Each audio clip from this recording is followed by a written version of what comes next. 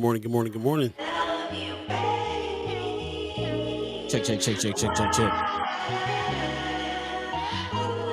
A 1 2. A 1 2. Plug one, plug two.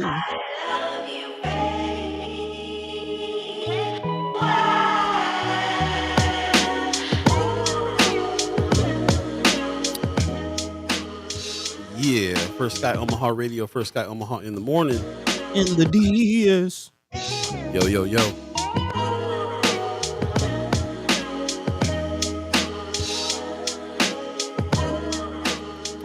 All right. All systems go. Right on. Thanks for joining us on this Wednesday, May 1st, 2024. It's the first of the month. Hey, my back. No wonder my back was hurting this morning. Got my That pillows. the rent's knee was on it. That's why. Man. Yeah. Give me my money, sucker. The rent is due. Man. Yes. But fresh edition of First Guy Omaha in the morning. In the morning. I'm Paul Beeee the Dove. He's Buddi3 Da Gawd. Yes. What's up Wednesday? Leah Keister already giving it to us. What's happening? Hey. Yeah, lots up today for sure. Kimber Snipes gives us a good morning up early. Love seeing that. Pops up earliest of them all. He says, all right, First Sky is Wednesday. Pop's favorite day. Sending mad love from Las Vegas. Appreciate it, Pops. Man. Yeah. Even if he's not like the first in the chat, he's still the winner. In the early on that West Coast. Man. I will say though, we have a couple Hawaii listeners.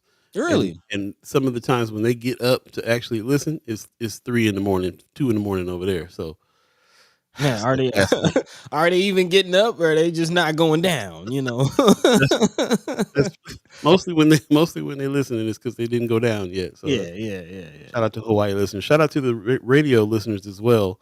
Everybody over there on the Club 630. Shout out to Beth. She had a birthday recently. Hey, happy belated. They went out to Blue Note, New York, hanging out. Ah, man. Jonathan Benjamin and them. Yeah. Good times. So shout out to them. Shout out to all of you. Good morning. Good morning. Gwen Easter gives us a good morning. Good morning to you. Facebook working. In the morning. Brother Pena gives us a good morning as well. And Mama God says good morning. Appreciate everybody getting up, giving us these good mornings. Yeah. Top of the show. Making the morning good yourselves. You know. Thank you. Thank you for your presence. For real. Man. I'm sorry, go ahead. We on the same page. Before we get started, man, how you doing, man? Yeah, not too bad. Hanging in there. I just want to make sure that everybody knows that we spoke to Hassani Lee. Yep. The other day, interview floating around that he is a resident of the Underwood Towers and is in court this morning over an eviction. Man. And so this was the call. And he wants to, we're calling to support him. He's asking people to show up down there. So we want to put that out there first, even though we're starting the show. If you can, you can always go watch the show later. If you can get down there to the courthouse to support him, then I would say please do it. There's some folks, some Chad Chimers that are already doing that. Man, and thank you. Yeah, gonna catch it. Yeah, so if you guys are listening on your way down or whatever, then thank you. But yeah, 1819 Farnham is going down, courtroom 20. It's an eviction. As this is a retaliatory situation according to what his evidence says, and it's you follow the story. We've talked to him. The conditions are horrible. He's been complaining. They sent the cops to his house already, and now even the cops were like, we can't throw him out. He's allowed to be here. Man. And since that didn't go down the way the powers that be over there at OHA wanted him to, now they're going through this eviction situation here. So he's going to go down there and testify, and he's asking for anybody goes down. He says if you want something but don't know what to do, just showing up is enough. Man.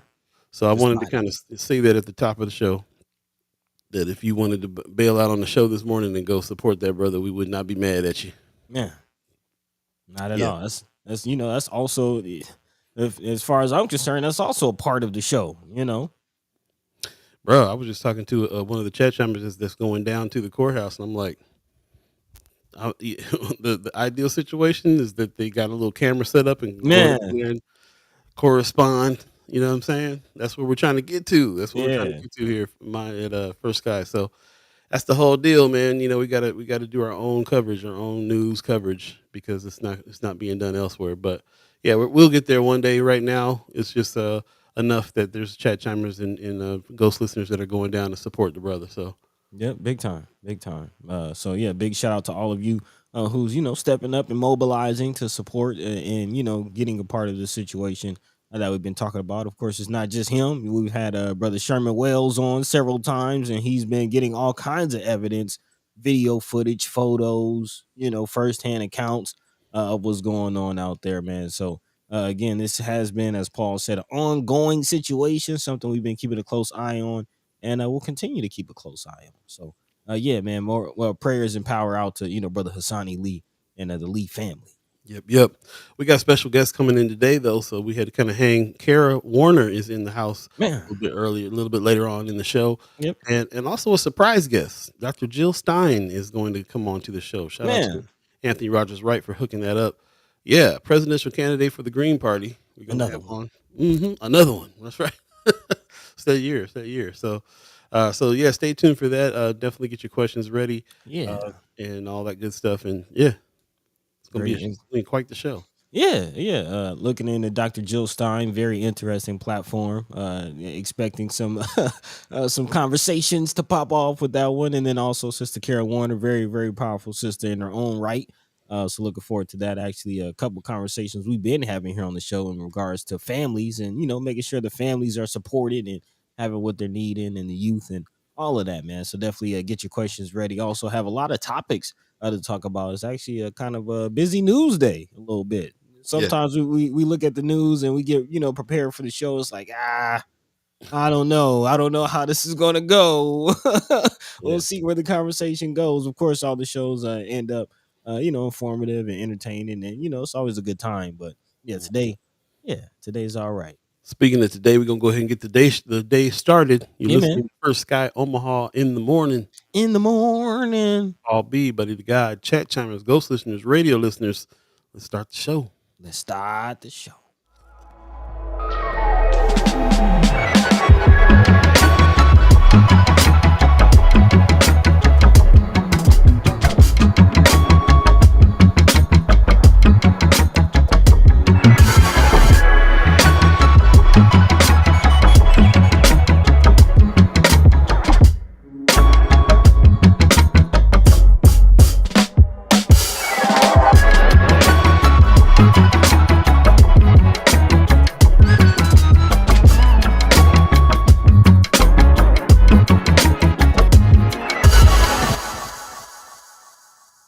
What up? What up? What up? Once again, fresh edition on this Wednesday. It's the 1st of May. So, man, Man, it's the yeah, first man, of the month. scooting right along, man. Fresh edition, First Sky Omaha in the morning. In the morning. And yeah, lots going on today. Thanks for everybody that's jumping into the chat early. Mark Manners said good morning from the bike lane. He's in the wind this morning. Okay, drive Appreciate safely, ride safely, I guess. there you go. Ride safely. Judy Prinsley gives us a good morning. Good morning. Hey, Facebook working. Christy Norris says good morning. I know that you probably got some campaign stuff coming up too. Let us know what you got going on. Marlon Harrison gives us a good morning, First Sky family, and a whole bunch of strength. Love it. scrumph. Strength. Wanda Lewis gives us a good morning. Good morning to you. Mama God says she's going. Okay, Down to the courthouse. Appreciate that, Mama God. man. Shout out to my Dukes, man. She's been getting active. Not just because it's my Dukes, but she's been taking the heat and kind of taking the lead of what First Guy Omaha has been putting down as far as getting involved with the neighborhood associations and just getting active in the community, man. So yeah, big shout out to Mama God. That's what's up. Big shout out to Mama God. Appreciate you very much. Content Creator Camp alumni. Yeah. Come on, man. She's active, involved. Love it, love it. Black Dynamite said, "Morning, y'all. Rough start. Yeah, it's a little tough getting up this morning. Okay. Them thunderstorms and stuff always make me want to sleep in. Mm. Grab So the covers a little tighter. yeah, it's not time to get up yet." Brother P says, "Power to the people." I Oh heard yeah, that. always. Black Dynamite says, does Douglas County courts allow for cameras in the courtroom? It's a good question. We're gonna try to find that out this year because I have a feeling that we're gonna be trying to be up in there with some cameras at some point. So Man. yeah, we'll find out. Kimber Snipes says, I will be the mama of a 24-year-old next week. Okay. Okay. Okay. Young man turning 24. 24 years old. Wait a minute. I had to register that. Like, are you talking about your son? Yeah. That's I had no. That's crazy. Time be flying, dude. Time. Time be flying. Michelle Moreno says, "Good morning, everyone. Appreciate you coming in." Mark Manner says, "We know what time does court thing? What time the court thing is? It's 9 o'clock. Yep. 9 o'clock. The court thing is at 9. So, but from what I understand, it's a whole bunch of eviction uh Yeah. hearings Yeah. going on right now. They're trying to cram them in, cram like 11 of them in or something like that. So, More than that, 40 is let Brother Sherman Wells tell it. It's about 40 evictions that have been scheduled within the next week. are you kidding me? 21, I believe 21 tomorrow, and then 19 the next day or something like that. Yeah, yeah, it's Wow. yeah, and which is quite interesting, being that it's been reported recently that OHA, decided to halt eviction. So yeah, I wonder, of these people that have these eviction cases, how many of them live in towers? How many of them live in scatter site, properties? What's the real situation? What's the reasoning for all of this? You know what I'm saying? Well, we can say one thing. Brother Hassani Lee, who we had on last week, and had the tearjerker of the story Man, telling going on. He's down there this morning, so just want to remind everybody about that. If you can get down there, great. There was a call to action to show up and just be there. He says he has court hearing on May the 1st, 2024 at 9 a.m. It'll be at 1819 Farnham, and that's courtroom 20. Somebody told me that it's right on the other side of the metal detectors there. So as soon as you go in, courtroom 20 is pretty close apparently. But he's saying retaliation is the reason man. why he's getting evicted. I mean, the whole story is egregious. If you haven't seen, brother, or if you haven't really heard a brother Hassani Lee's story or seen our interview, definitely go check that out. Um, and just I've said it multiple times, and I'll keep repeating it for those who don't know. The saddest part about this situation is the fact that brother Lee, the only reason he's even in Omaha is to take care of his ailing father. That's the only reason he's even dealing with these towers, is because his father is sick. His kidneys are going bad. He's in dialysis. And things have gotten worse. And he's only there to take care of his father and advocate for his father. That's all he's doing. Yep. And what do? They try to kick him out. And I can only think of what will happen to his father if his only caretaker is evicted. Well, is he getting evicted or is the father getting evicted too? I don't know. Is I don't everybody know. That's getting a good evicted? question. Yeah.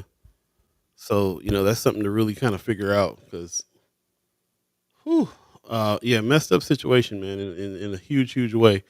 So if anybody can go down and support, cool. We're going to keep on keeping up with that story. Have brother on again to talk about more things, and I have a feeling that if it doesn't go his way and he is going to have to get evicted, that we're going to have to try to figure out all gather together and try to figure something out to help that family get to where they got to go. So Yeah, yeah. And beyond that, one of the favorite words here on the show is litigation. I personally feel like if OHA does evict this dude, um, they're kind of making the situation worse for themselves. They're just piling yeah, on the case. that's what. Yeah, they already got some cases. They're gonna have some cases against them already. So this would be messed up. Paul Philman in the chat. Good morning. He's been down there, boost to the roots on there regularly. He says he's going to be testifying to show support for all Hassani's advocacy for habitable living conditions in the towers. Man, and that's the biggest thing, man. They're not asking for gold toilets. They're not asking for filet mignon every night. You know what I mean? They're all they're asking is for, can you get rid of the bugs? Like, can you get the bed bugs out the CPAP machine, please? Bro. Please. Pop says I think they're letting it all run down and evicting folks so that the place can be demolished and land can be used another more profitable way. Hmm. I don't know. I mean, this is government subsidy housing. They're getting their check, especially if they don't have to fix nothing and just let folks that they don't care about rot in the buildings. Why tear them down? That's a cash cow. But who knows? Who knows what their motives are for any of this? Because I don't understand anybody that owns something that would allow the conditions to be what they are for the people that are living there. So I Just don't mean, know. how can they like this? When I think about this situation, I think about the Yale Park situation, Hmm. and how is this any different? How is And you, this any different? and for those of you who don't know about the Yale Park situation, conditions got so bad over there. City had to come in and shut all the buildings down and just pull people out on the street. I remember driving down the street and seeing the whole street roped off with yellow tape because they just came in there and gutted the place. No warning, no nothing. They just put those Korean people out on the street and went in there and started gutting the building. And they all had to scramble and find somewhere else to go. That can very possibly happen with these towers. Man, Mama Guy said a good friend told me her grandma moved into tower for 3 months. She moved out and took the eviction. She said she did not care. She was like, I'm out of here. I heard that's that. ridiculous. Brother Pena says all they're asking for is simple repairs, and sad thing is they're going to get kicked out for the landlord's inability to fix things. Yep. This is and Brother Pena, if I'm not mistaken, you're a landlord yourself, so you know this firsthand. You gotta, you probably take care of the things that you got to take care of, but he knows the insight on that. He says it's a tax write off. Hmm. Paul Follow the Phillips' money. director Joni Poor won't even meet residents to discuss their concerns. Oh yeah, she's. I mean, she's shown her hand. She's made it very clear where she stands and what it is. Joni Poorly's running this situation. Man. Joni's poor leadership. Hmm. Moving on, Rose Reviews. Good morning. Says the DEA is rescheduling cannabis from Schedule 1 illicit drug to Schedule 3 non-illicit drug category. Johnny Blaze. Yep. Yep. I actually got that teed up. We'll be talking about that. Tony Johnson in the chat. Good morning. Said just look at the towers in North Omaha. No different. Yeah, that's the one thing too about these. The Underwood Towers are in the part of town in Omaha. For those of you who are outside of Omaha and don't know or don't remember, they're in a part of town that that's Warren Buffett's neighborhood is where the Underwood Towers is at. Mhm. So, so they're getting lots of attention, and I don't blame everybody. I'm like, yeah, get it on the news. Yeah. Do what you got to do because yes, we've been talking about and Chad Chambers have gone over to other towers around Mhm. Omaha for the last 2 years. We've been talking about this. So, so this if this gives it some attention and we can direct that attention to all the towers that all have these problems, probably a good idea. Kimmer Snipes says Mhm. Ron Hug, councilman, sent me a list of open cases for OHA, but gave me no access. Still waiting on access. Okay. List Can of you open cases. can you see how long that list is at least? Yeah, that'd be a The good number idea. of entries or something like that. Appreciate everybody jumping in on this. And like I said, we wanted to knock this out before we got going with the show and the special guests coming on. Definitely something we need to talk about. And again, if you wanted to bail out now from the show and go down and check out or support Brother Hassani Lee at the courthouse, we fully understand. Appreciate that. Anthony Rogers Wright in the chat says that MJ news not quite accurate. Still holds the same penalties if you're caught with it. I'm talking about marijuana. Mm. I love how a law will pass or something will happen. Brother Anthony Rogers Wright will jump in and be like, "Now wait a minute, not Don't all what fall it for the seems." don't fall for the okey doke old banana in the tailpipe, huh? Kind of waiting on it now. Like, okay, what's the catch? What's the Yeah, catch? right. Yeah, still holds the same penalties if you're caught with it. So yeah, Okay. we'll definitely dive into that a little bit. Paul Phillips says Hassani Lee arranged health department inspections of 10 apartments, and videotapes were sent to all city officials, including code enforcement. Man, There's a lot of work that's being done here to try to shine some light on what's going on here. What's going to come of it? man. And on the flip side of that, it feels like it's a lot of work being done to try to cover it up and make it go away too. So Kimmer, you said you can't access this to Google. See, he didn't give you access to the Google Doc. He just sent you the doc okay. over. So Okay. waiting on access. Appreciate it. Let's go ahead and get going. We definitely have a couple special guests. If you're just joining us, we have special guest Kara Warner coming in to talk about some of the programs and things that she's doing around North Omaha, which we really appreciate. And also a surprise special guest, Dr. Jill Stein, is going to be on today, Man. running for president in the Green Party.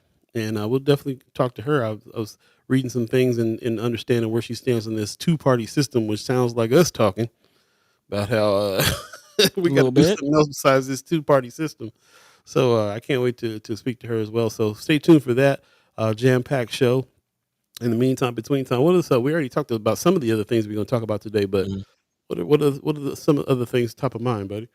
Well, housing definitely seems like it'll be a kind of an ongoing theme throughout the day. Of course, we're still looking at some of the bills that recently passed. Shout out to Senator McKinney on getting the OHA bill passed. Again, there will be some changes to OHA on top of everything we're talking about. So and we'll kind of revisit that. Also, looking at Lincoln, man, it seems like Lincoln is always ahead of Omaha in some way, shape, or form. Of course, Lincoln is a little bit smaller than the Omaha area, but still seems they have a way of getting things right. According to an article out of the Lincoln paper, it says City of Lincoln says it's on track to reach affordable housing goal. This is coming on the heels of their affordable housing action plan that went out in recent years.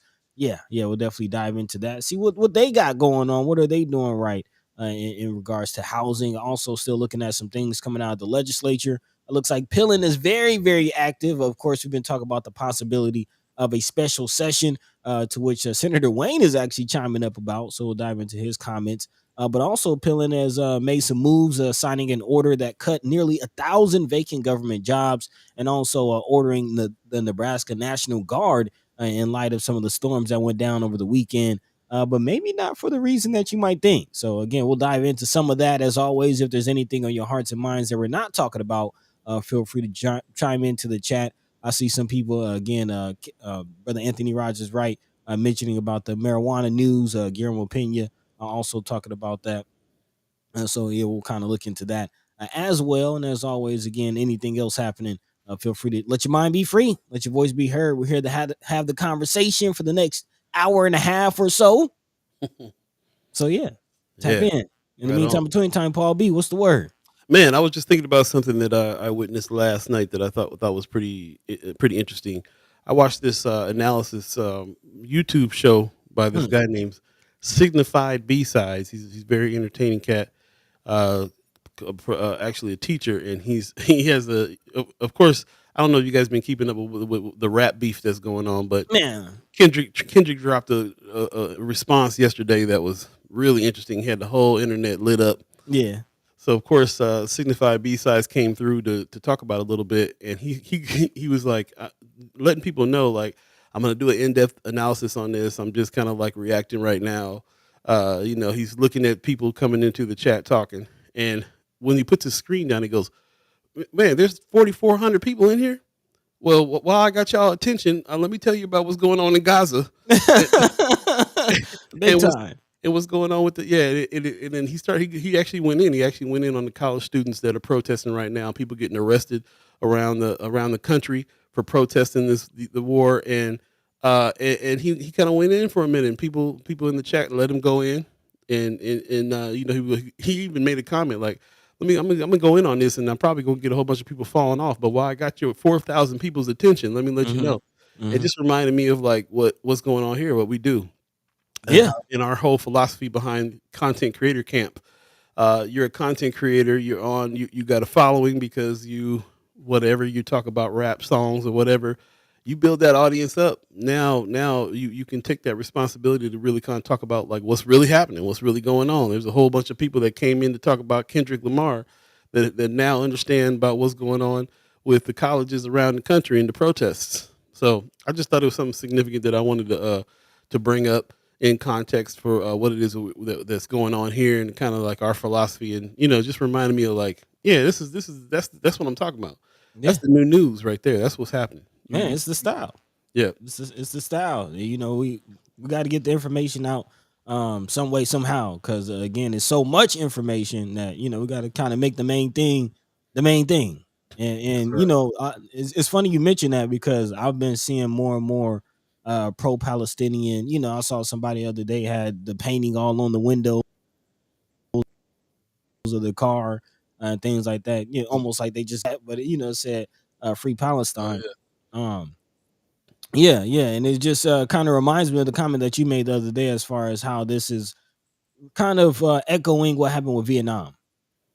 big time. How people are responding to the situation, and actually, this might be something that we can get in a little later on with Dr. Jill Stein, because this is one of her platform points as far as drawing attention to what's going on in Palestine, and also Dr. Cornell West as well, Dr. Love, as we like to call him. Yeah, most definitely. Also, this is something that's happening around the country. Campuses, especially, they're focusing on a campus in New York where students kind of took over a building. They're calling in National Guard, and everybody's kind of feeling like, that's a bad move. If we got to have Mhm. National Guard.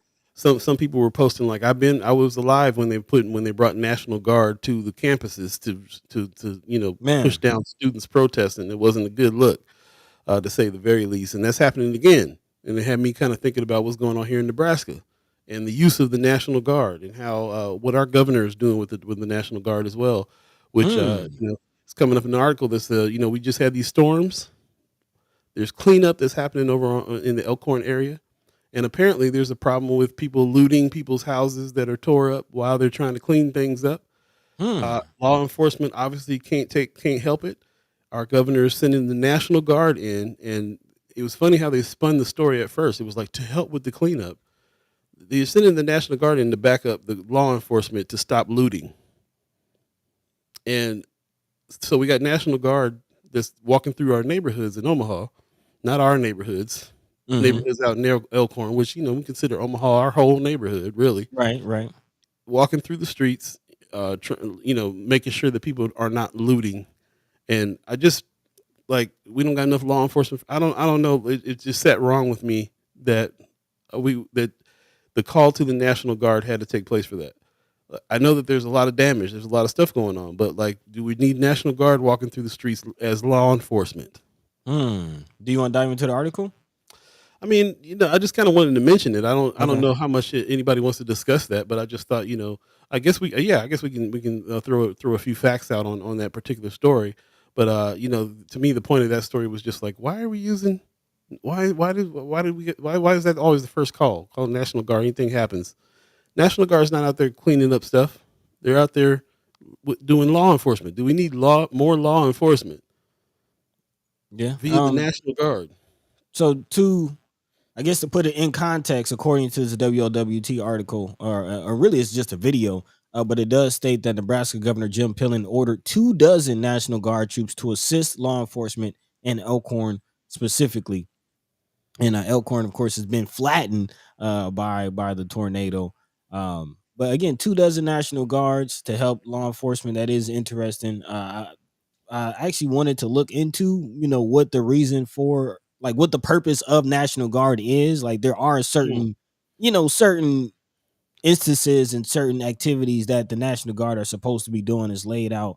And I do think these type of emergencies are there, but yeah, it is very interesting, the language, the spin on it, the way you're putting it, and yeah, we'll definitely see. I wonder how many instances of looting there are Is, actually. is it a problem that they need to Yeah, call how big of National? a problem it really is. Yeah. Right.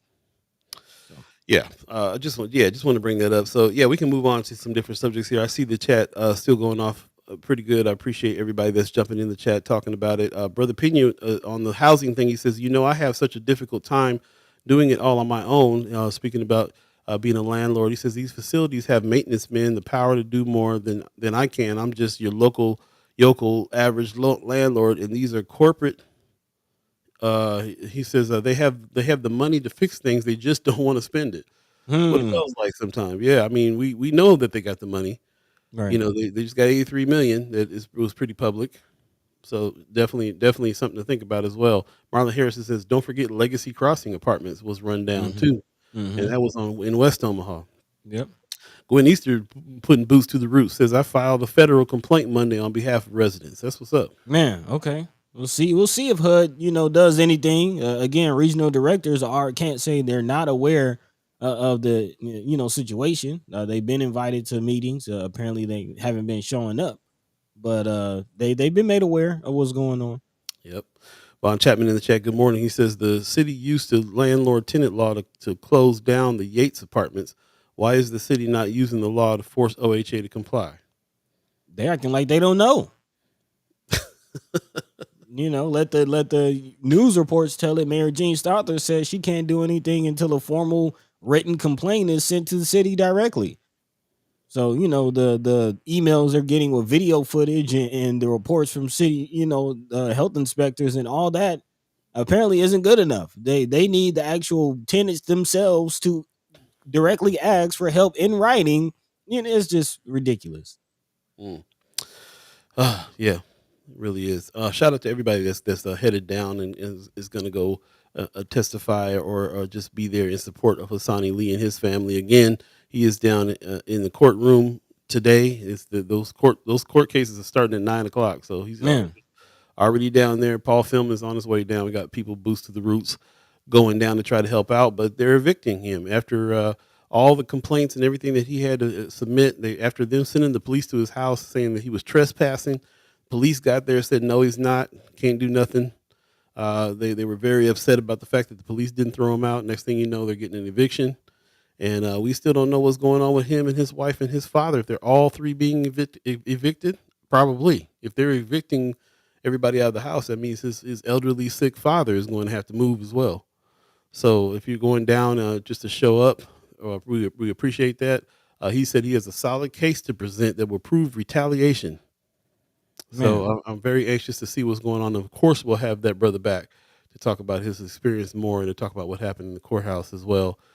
Keep your eyes peeled and your ears open because there might be have to be a call to action to help this brother out even further. So man. most definitely. And his father, to your point. We'll see what happened with that situation. But I do want to jump into a quick story, and it's connected and kind of juxtaposed really between what we're seeing from Omaha's housing, both public and private, to what's going on in Lincoln. Because again, Lincoln has put out an actionable, clear cut plan that they are following, and according to reports, are ahead of schedule, and as to improve the housing situation in Lincoln, and actually look through the Lincoln plan. And it's a very interesting. It says in this plan again something that we have not been seeing. Actually, things going in the opposite direction as far as opportunities for public engagement becoming fewer and far between, and harder to find. But that was again the case in this plan as far as the people being able to help develop it. So no wonder the plan is going so well. According to the plan, it says this plan was developed through a comprehensive public engagement process which sought to understand the vision and the needs of residents and stakeholders. The planning team held a series of listening sessions, met monthly with the resource committee, and conducted a survey to delve into the issues and perceptions of the housing market today. Through this discovery process, opportunities and gaps emerged, and now it's being reported that Lincoln is ahead and on track to reach its affordable housing goal, according to Mayor Larry and Gaylor Baird, who gave an update on Monday on the city's progress in developing more affordable housing. The city plans to develop 5,000 affordable units by 2030, and it is ahead of that schedule with about 2,100 housing units built so far. Hope Development, one of the companies a part of this project, says support from the city has helped to build almost 400 affordable units from scratch in the last 4 years. So about 100 units a year. It's about a new unit every 3 days. That's pretty active. And it plans to build about 900 more in the coming years. There are also many properties being rehabbed for affordable housing. So, again, the quality of the housing, not just affordability, but the quality of the housing being improved. Actually, to that point, property owners will receive about $15,000 per unit from the city to improve the quality of affordable housing. And again, to juxtapose it, that's in comparison to the 15,000 that OHA spent on a lobbyist to make sure that they don't have to do anything. So again, very very interesting the way that Lincoln always seems to be ahead of what goes on in Omaha. Lincoln always seems to be stepping queue, and again, I kind of whittle it down to this plan, an actionable, clear plan that they put forth. They engage with the public, they put it out, and now they're following through on that plan. Juxtaposed versus Omaha, where we can't even get a clear definition of what affordable housing is. It's very vague, very vague. So there you go. Yep. Jess Parker in the chat is saying that though. How do they define affordable housing though? Affordable for who? It's still a question, even though Hmm. Lincoln seems to be trying to do something about answering that question and doing something about some of the housing. Definitely a positive article. I'm glad to hear that they're doing what they're doing. But it's really true. Tony Johnson in the chat says Omaha is different. Love spending time creating plans, not so good implementing them. Man. It kind of seems to be the case. After in my conversations with Brother Willie Barney over there at Empowerment Network, he seems to have a way that they implement plans and go through the steps to get to the way that the plan comes to fruition Hmm. on a lot of the initiatives that they do. And I haven't really seen that much anywhere else except some other places like Omaha. What is it? Men's. Why can't I think of Willie Hamilton's organization right now? Men's Oh, United, Black Men United. Black Men United. Same with him on plans and things that he's doing as well. Seems to come through on a bigger scale, on a scale that really can help on a mass scale, especially in our neighborhoods as far as housing is concerned. Hmm. I agree. There's not a lot of planning, and there's a lot of planning, but not a lot of execution on a lot of things. Like I said, like you just said, we don't even really define what affordable housing means sometimes. So Right. yeah, Brother Pinion in the chat says affordable housing is there. The problem is we're not giving grants. Tell me how many grants in Texas are they giving to people of color all over Nebraska? I'm going to show what you mean. He says, what I'm trying to say is that the grants and tax incentives should be given to people of color. Tell me how many people of color or any other types of landlords who are minorities are receiving grants. Okay, so you're saying that there's subsidies that happen in other places, and people of color are not really the ones that are getting those in order to Mm. help with some of these things to make their housing affordable. How Uh, aware are they of these opportunities? The information sharing is always a big question. Most def. Yep. Von Chapman says Lincoln has a Democratic run administration and Omaha has a Republican run administration. Therein lies the difference. Okay. Yeah, I definitely think they got a lot more. I I I, mean, do- I don't really agree with the notion that Democratic automatically means better. well, I don't know if that's what he's saying, but there are more people in power in Lincoln that are Democrats, Mm-hmm. um, and we keep on seeing initiatives that seem way more progressive than Omaha. Not necessarily saying that being a Democrat is better or anything like that, but just where are their attention? Where's the attention lying? What it seems like to me is even if they're not doing things perfectly in Lincoln, they are at least trying Mm-hmm. to go in the right go in the direction that we wish they would go here. Mm-hmm. Um, and that could be a very strong, Gene Stothard is Republican. It could be a very strong argument to the reason why certain things seem to be more important in one area and doesn't in others. Oh yeah. Okay. On that front, yes, agendas play a role. Yep. Oh, I'm sorry. I'm just looking through the I'm looking at for through the Lincoln plan for some of the answers to this question as far as how much, like, what exactly is affordable, and what does that look like? And according to this plan, they are sticking to that 30% threshold. Hmm. But actually, it seems like they are actually trying to make it within the range that people can actually afford. In this plan, it says that families making about 25,000 a year are, according to the market analysis, are paying more than the 30% threshold. Therefore, it's not affordable. And it says in this plan that rent should be about $500 a month.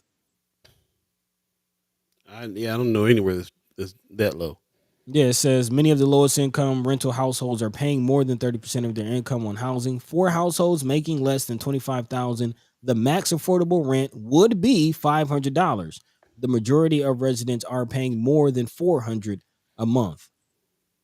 So this is according to demographic patterns in Lincoln.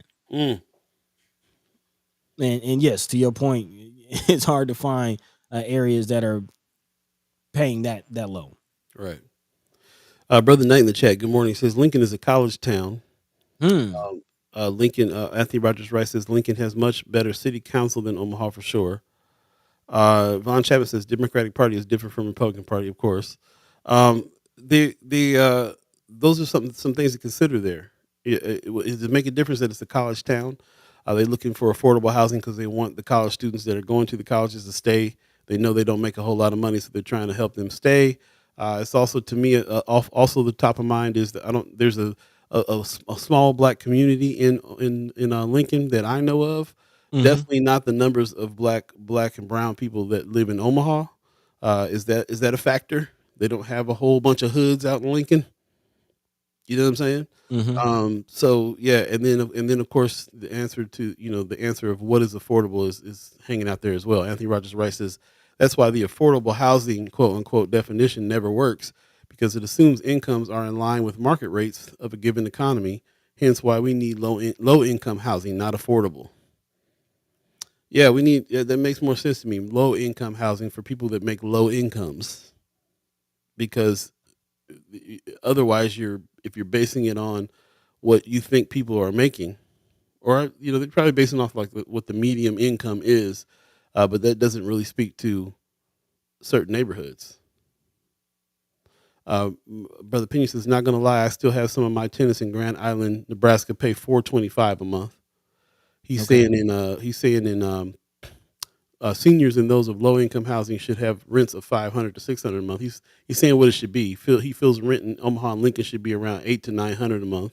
So I actually found in this plan, the Lincoln plan, the full matrix that they have, ranging from families' household incomes from 15,000 all the way up to 70 plus.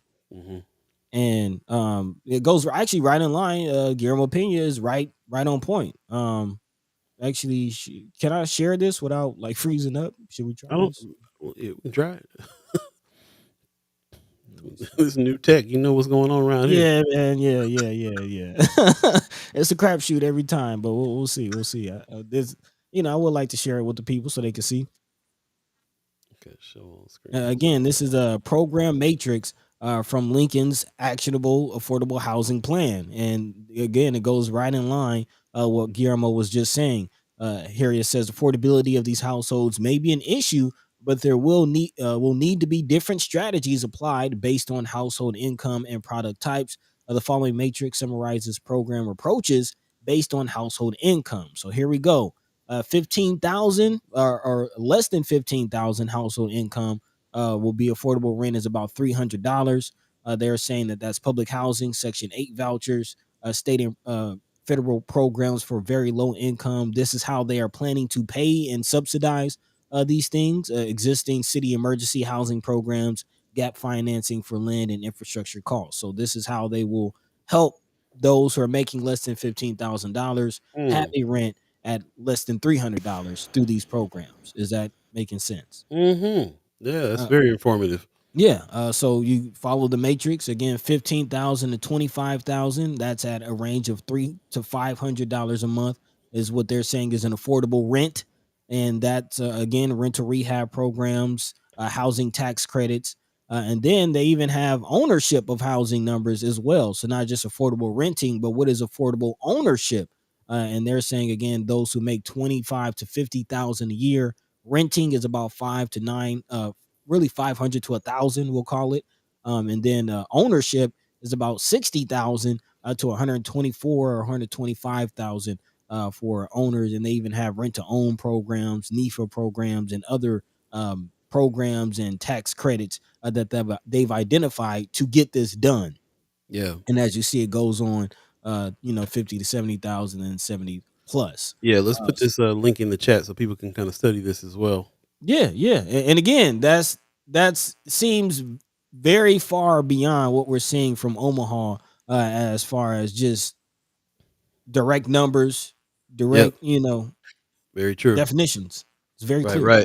right. Good point that Marianne Williams brought up a little earlier. She said Lincoln Housing Authority. We talk about Omaha Housing Authority a lot, but Lincoln Hmm. Housing Authority doesn't own tenant buildings like the towers, only senior housing. Hmm. Something to consider looking into their style of how they're handling their subsidized housing situation. Also, pops in the chat says in general, college towns are more progressive nationwide. Tony Johnson says a lot of my tenants are college students. Parents have no problem paying market rate. So maybe Hmm. maybe them being college students is not the determining factor there. So we'll see. So we'll appreciate that. Very appreciate all you guys' comments on this particular issue. Gwen Easter in the chat says, "Is the Lincoln being be using the voucher system to have rent as low as $500? Lincoln affordable housing sounds like what Highlander has implemented." Okay, so yeah, we talked about the Highlander accelerator building those housing units over there. We're on a sliding scale, so it sounds like this Lincoln plan, is a little bit more extensive though than what I've understood they were using over there at Highlander. So we'll see. Von Chapman says, as long as those who control market rate increases control affordable housing will never be affordable. So Okay. yeah, Follow the money. follow the money. Marianne Williams' last comment here says, Lincoln has industry not pertaining to college and college students, lots of it. Okay. Think I So would, she's saying not necessarily only a college town. There are other industries out there in Lincoln. yeah, exactly. Yeah, so we'll move on from this. We move on from this. We have a special guest waiting in the wings. I want to go ahead and bring Okay. the guest in. But yeah, thank you for all your comments on this particular subject. We'll definitely continue to talk about this and kind of peep out what's going on there with them with Lincoln and this affordable housing situation. Maybe something we can learn, implement, and bring into to Omaha. See what's going on there. In the Hmm. meantime, between time, we got special guest Kara Warner in the wings. We're going to go ahead and bring her Hey. in. Yep, yep. Good morning, Miss Warner. Are you there? Hey, Good morning. Can you hear me? yeah, Yep. we can hear Yep. you. How you doing? Good morning. I'm Yep, good. I'm good. I'm excited to be on this morning. good. I Yeah. Yeah. Thank you for appreciate you having coming. me. Are you on your phone or are you on your computer with this program? I'm on the computer. Is it lagging? It's lagging a little bit, so we suggest if you have other windows open, that might help with the lag a little bit. So close the windows first, and we'll see. Okay. I'm talking about windows on your computer. I get it. Look around like I think I'm getting a little draft in here. Right. Well, Is that a little better? Yeah. yeah, it Yeah. looks A like little it's better. catching up a little bit. Yeah. Okay. If we're lagging too much, we might have to have you try on the phone, which is a little bit easier sometimes. But this seems to be working right now. Yeah. Okay. But thank you Perfect. for coming in. We've been wanting to have you on for a while. Yes, I've been wanting to visit you all for a while, or to come on and speak about some of the initiatives that we have going on through Manifested Purpose, Beauty is Skin Deep, so on and so forth. So, again, I'm really excited to be on today. Yeah, and of course you're not new to the show. We see you in the chat a lot of times, so you join the conversations, you've added to the conversations. So again, thank you for being a chat chimer and just supporting the show and just the work that you're doing. Again, was kind of doing more research on you. I've seen you around. I'm kind of aware of you, but not fully aware of like the work that you're doing personally and just your story. Just kind of shout out to Noise. They did a wonderful write-up on you a couple years ago, and very very informative on your story. So you just want to give you some love, give you your flowers really, for the work that you're doing.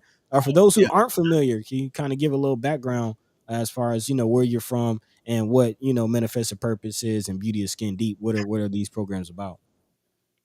Sure. Well, I am from Omaha, Nebraska. Born in Hammond, Indiana, but my mom was from here. She grew up on 24th and Pinckney in the hood. Went to Omaha Central High School. Went to Peru State, and that's where she met my father.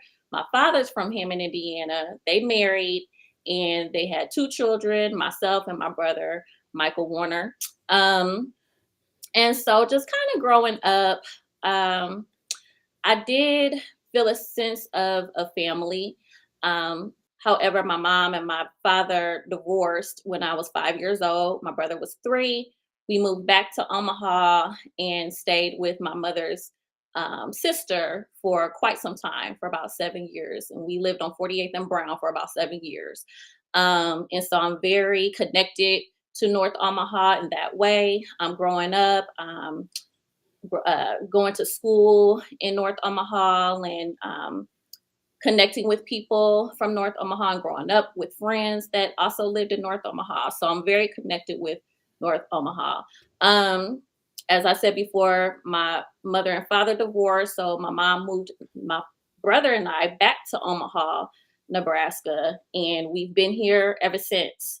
My brother has cerebral palsy, which means that his muscles, he has muscle spasms. He has spasmodic cerebral palsy, and he's confined to a wheelchair. He's never been able to walk. And so, growing up, I helped my mom raise him. My mom was a single parent, obviously, and I helped my mom raise him. And I just became an advocate for him. I would see how people would look at him when we would go to the mall or just go out in public, and even grown adults would look at him crazy and, not say anything, not ask questions. And so I would get really upset about that. And Mm. so I started to become started to become passionate about advocating for those who were underrepresented or felt like they didn't have a voice in the community. So I contribute that to my brother. Mm. Um, Yeah. so yeah. That's awesome. Beautiful, beautiful story. I know that I know you from around too, and so you've always been a part of. I think I met you like over at the Malcolm X Memorial Foundation. Most Mhm. likely, you've been very active with things, and I know that you've been advocating for a long time. So I'm glad to finally hear the complete story there, and understand where you're coming from with that. So the initiatives that you got passionate about, how'd you turn that into your programs? So, first things first. Growing up in Omaha, we moved around a lot. Although we were on 48th and Brown, as I mentioned before, for about 7 years. But after that, we moved quite maybe about 3 or 4 times. And so I attended about 3 or 4 schools throughout the Mm. duration of my youth. Mm. We did end up moving into District 66, which, if anybody knows, District 66 is a predominantly white school. Um, and so during that time, I really struggled with self identity.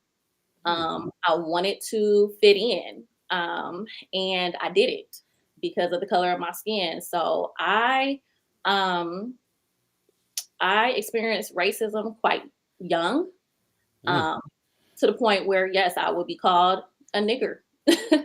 Wow. at school by the students. I was spat on by a student, and that student received maybe 2 days of suspension. My mom wanted to meet with the parents, and they refused. And so my mom was a thug. Mm. So she went to the student's house. She located the student's house, knocked on the door, and demanded for the parents to speak to her Mm. about um, their son's actions towards me. And Mm. so, again, I really, the way that my mom advocated for me, I became that for others. And so, fast forward, going into school, I was really interested in American studies. So I joined the African American Studies club or community club. And I took a Black Studies course in high school. And then when I went into college, I decided I wanted to major in Black Studies and psychology because I wanted to understand the dynamics of our people in the African Mm. diaspora as well.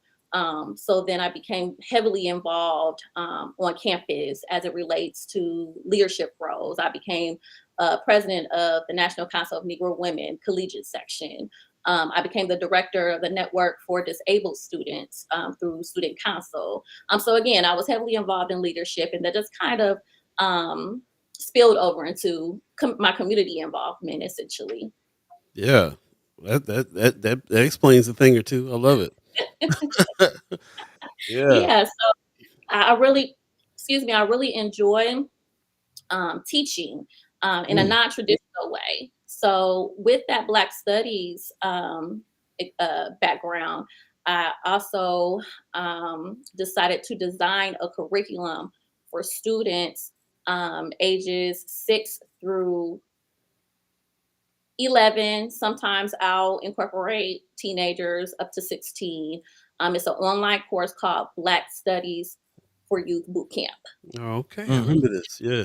It's a 6-week course, and we go into the true fundamentals of Black studies. We include politics, Black politics, hip hop, the culture of hip hop, the Reconstruction era, the slave era, ancient Egypt. We talk about Mansa Musa, which was the most wealthiest man to date, Mm-hmm. uh, and he was a Black man. He was worth $400 billion according to 2024 standards. Mm. Um, and so when I offer this information to the students, you would be surprised of how many students didn't know that, and how many parents who sit in on the course didn't know. Mm-hmm. But to see their faces light up when they realize, we created civilization. We Hello. helped to design civilization. And so when they say that our children are not proficient in math, reading, and science, that's not true. We need to continue to instill in them that we come from a people of innovation. And so that's why I decided to design that program and to see it through and execute it. I love it. Beautiful. That studies program that you have, it's been going on for a few years now, right? I remember seeing that a few years ago, right? When it Since got COVID launched. 19. Yeah. Yeah. Since COVID-19, I had some time on my hands, and I decided to pull my son out of public school and homeschool him. Mm-hmm. And Okay. so, yep. So during that time, I decided, hey, maybe I need to offer this to the community. And so I And did. that's something that jumped out to me in the noise write up from a few years ago. The fact that you do homeschool, and now that you have other clients who are interested in getting your curriculum, getting your program, and this is something that's come up in the show several times. I'm sure you're aware of. We talk about the whole school choice situation and public versus private and the vouchers and all of that, and we're always it always seems like an afterthought, like, oh yeah, there is also homeschooling, like there's other options out there, and someone always mentions it. But as someone who has done it, I know, Paul, you had mentioned your sister does homeschooling and things like that. What are some of the resources? What is that process like to get, like, you can't just take the child out of public school and then just you do whatever you want. Like, there are certain processes that you have to go through to make sure there aren't truancy issues and things like that. What is that like? Well, really, you do need to file tax exempt, school exempt status. So going to the Nebraska education website, and there's tabs that are located on the website that will direct you and help you navigate through the process of filing school exempt for your child. Um, Once that's done, you'll receive a letter from the Board of Education accepting your curriculum, because you do have to design a curriculum and submit it. Once that's submitted, the state will accept or decline. If you're accepted, then you're good to go. You just have to make sure that you're documenting, because they will do an audit Mm. to make sure that truancy is not an issue, and that your child is up to par with the subjects. Okay. And how tedious or how detailed is that reporting process? How often do you have to report? Is that annual, quarterly? What does that look like? Well, really, in my experience, it's been under the discretion of the state. Oh, okay. Um, I've actually never been audited, Mm, um, but I did make sure to keep documentation, obviously, just in case. mm-hmm. And so that's why I would suggest the documentation and the reporting be thorough, so that you're not, you're crossing all your T's and dotting all your I's, just in Right. case. Is there help with that if you're not making your own criteria? Is there programs and things out there that have one that you can follow the state probably already approves of? Is that how that Oh, works? absolutely. And you know what? The thing about it is, there's so many different free resources, Mm, online resources, Khan University, um, class. There's a lot of. I'm sorry, I can't remember the title of it, but there's a curriculum online that is for free, and they cover reading, science, math. Um, you Yeah. name it. Like, it's just no cost associated to it. There's also grants for parents to apply for, where they can receive funding It's for 8 o'clock. for homeschooling. So there's a lot of different resources that a lot of parents don't know is out there Yeah. Mm, to support them with homeschooling. There's co-ops. mhm. Dr. LaDonna, I don't know if you've ever heard of her, but she runs a co-op. Um, and I know that Leo Lewis with the Malcolm X Center does a lot of work with her as well. And she's a wealth Yeah. of information. I believe she was an educator for more than 30 years or so. Wow. Um, so there's a lot of resources out there. Clarice Jackson, shout out to Clarice Jackson, who Mhm. is my mentor. Mm, She just started the Black Literacy Matters movement. She's yep. been um, heavily involved in dyslexia advocacy for years. So there's a lot of different people as far as resources are concerned and online resources that parents can embark on. They just need to know that it's there. I think we need to put together a black directory of those types of resources. I think a lot of folks are pulling their kids out doing homeschooling. I was talking to my sister the other day and was like, what's he studying this week?" She said he's going to be learning about patriotism, and I was Mm, like, I know that that's not part of the curriculum you put together for him, so that must be a part of some other some other thing. And it's interesting to I already know her enough to know like what she can really tell him about that particular mhm. subject. you know, That's the thing. Not to cut you off, but that's the thing. You can create your own curriculum just yeah, as long as the core subjects, reading, science, math. Like for instance, when I was developing curriculum for my son is really interested in Black studies. Mm, Go figure. hmm mhm. And so I designed not only the Black Studies for Youth program for him to embark on, but then also a cultural competency course I Mm. developed for him as well. So that's you what's can up. be as yeah you can create your own curriculum and it can meet the needs and the interest of your child. Love that. Something to definitely consider. Just to let Definitely. people know that are coming in real quick. Just want to let you know it's 8:02 right now. If you believe in the concept of time, we're in the second hour of First Sky Omaha in the morning, In the morning. and we're here with Kara Warner. And is this the first time you've been on the show with us? This I is the believe very so. first time. Very Yes. Yes, first Yeah, yeah. time. very first time. She's got the fly Black Panther beret on this morning, and Yeah. it's all power to the people. And we love it. If you have any questions for her, we really appreciate you putting those in the chat. I my sentiments with Von Chapman is I'm with him on this. He says shout out to your mom for implementing her own action plan to address racism against you in District 66. Mhm. Mhm. Obviously, your mom set the standard for you going forward. You said your mom was a thug for going up to the door. I don't think that's thug activity. That's revolutionary activity right there. It's Absolutely. right. There you go. So yeah, The and narrative. Absolutely. Yes. so shout out to mom Very for that. revolutionary. Love it, Yes. love it, love it. Appreciate it. Appreciate everybody who's jumping in. Tony Johnson is saying how many black families in Nebraska are homeschooling their kids. It's a good question to put out into the ether. Hopefully, we'll get some answers back on that. I don't know if there's places you can go get numbers for that as far as breaking it down by by people of color and so on and so forth. But we may be able to find some. I don't know if Miss Warner, do you know about any of those kinds of stats? Looks like she might be stuck here. If you can hear us, it looks like you're stuck. You might want to restart and come back in. In the meantime, Kimmer Snipes says Dr. Griffin is also running for the State Board of Education. Mm. Okay, Okay. let's see. She up further. She said that might be a consult business helping people report correctly on track. For real, Man. that's real.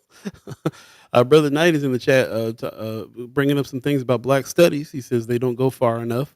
So how about scientific racism? He also says how about Western philosophy and how their use of barbarian was synonymous with black skin. Yeah, lots of things that can be covered when it comes to that for sure. Looks like we got to back in real quick. There you go. Hit restart. Are you there? Having a little issue there with the internet. Looks like. Uh-oh. Yeah, yeah, Maybe try but to come in on your phone. yeah, if you can't get it going here, maybe try coming on your phone. But either way, we'll look for you to come back. Can you hear me? Oh, we can Yes. hear you now. Yeah, you gonna try turning the screen off right now? Yeah, I think your internet has got you jammed up there. If you can hear us, you can try to restart it, or you can use the same code on your phone and come in there. The phone sometimes needs to work a little better. Okay, we'll give her a little minute to come in on that. Do us a favor, if you have any questions for her, definitely put those in the chat. Appreciate everybody who gets down, pops in the chat, says, "Would the sister be willing to post her curriculum for Friends of First Sky so that others can learn from her?" Good question. We'll ask her that when she comes back on. Also, Kimmer says the State Board of Education may have those numbers. Okay, talking about Yeah. how many people are getting homeschooled. We've been talking about this. We've been talking about vouchers for private schools. And in the conversation, I only remember bringing up one or two times. There's also homeschooling. It's interesting to find out that there are grants that can actually help parents homeschool their kids as well too. So following the money on some of those issues. It's interesting to hear from Ms. Warner the progression of what needs to happen there. You need to come up with a curriculum, send it to the state, needs to be approved. Yeah, those are really interesting points there for sure. Okay, I hear her coming back in. Can you hear us?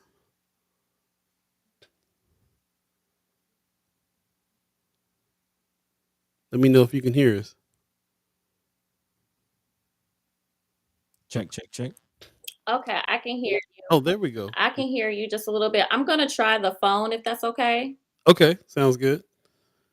Sounds good. We got about 10 more minutes with you, so we'd love to.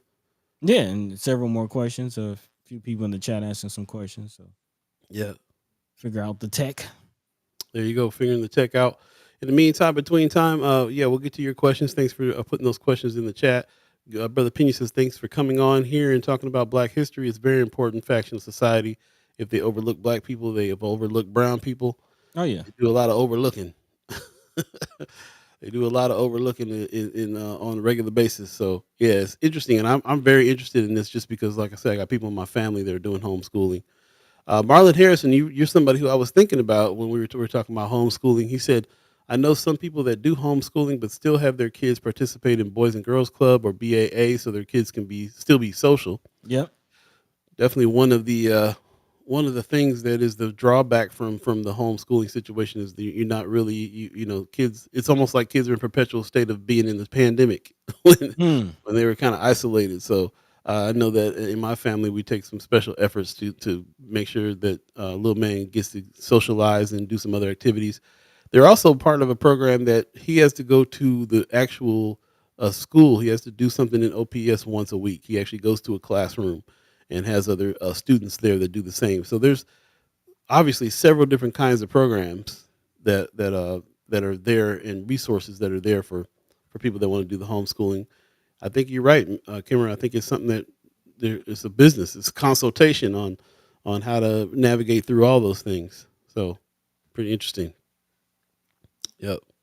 Appreciate everybody's comments on that. We're going to try to give her a little bit more time to come in on the phone, and we'll see how that works. If you have any more questions, buddy, what you looking at over? You seem to be deep in thought on something. Yeah, just kind of looking at the chat. Also thinking about our situation here again. When we first moved to Atlanta, was early on, was homeschooling our child, kind of going through the full gambit. We started off homeschooling, and then put him in the public school just because schedules it just became very demanding. Hmm. And he's been in public school for the last couple of years. We still do have our own home curriculum, so we still do homeschooling when we can. But also, about to put him in a charter school, so just kind of going through the full. Yeah, he's excited about that. We'll definitely see how that plays out as far as charter school.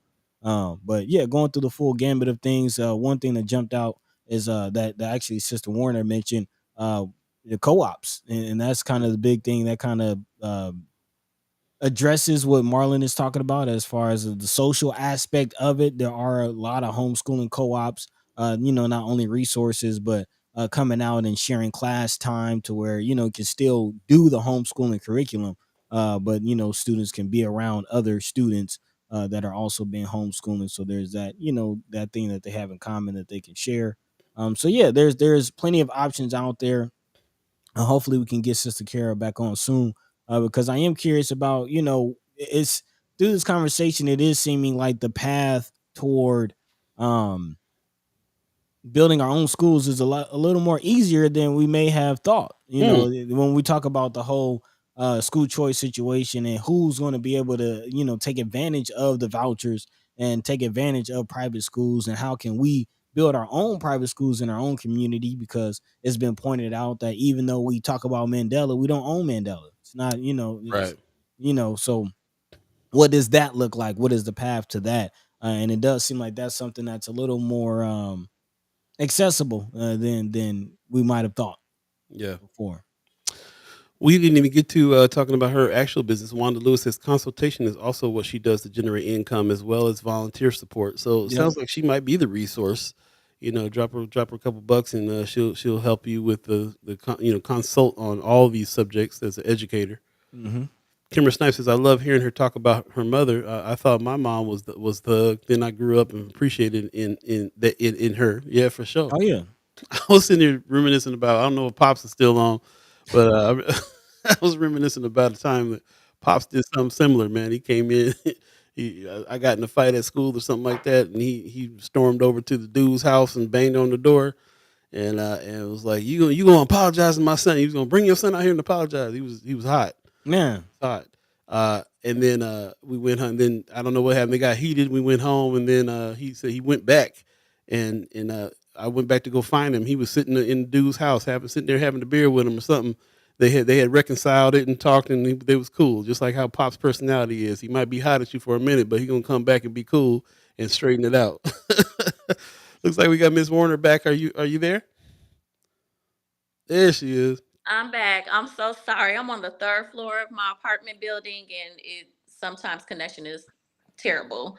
Totally, Um, totally fine. We so I totally understand. apologize. No No, you're problem. good. You're good. Actually coming in louder, coming in clearer. So this looks like this will work. Perfect. And Yeah. I'm getting my son squared away to go to school. So just give me 1 second. Okay. Okay. Well, we got about 3 more minutes with you, so we definitely want to get some questions. Oh, go ahead and hang your business there. We'll definitely got some questions for you set up lined up here. So we'll be back in a sec. But going back to the chat again, Sister Kimra has given us some resources, some other folk that we might be, needing to line up to talk to. She says it would be nice to have LaDonna Griffin on. I believe that's Dr. Griffin you're mentioning, that's running for school board. She also says will be nice to have LaDonna. Also, Dr. Dernisa Phillips is working on a school for Black girls. Is that in Omaha, Yeah, Kimra? let us know. Yeah. Before our time is up here with you, we wanted you to talk a little bit about your consultation. Miss Wanda Lewis in the chat.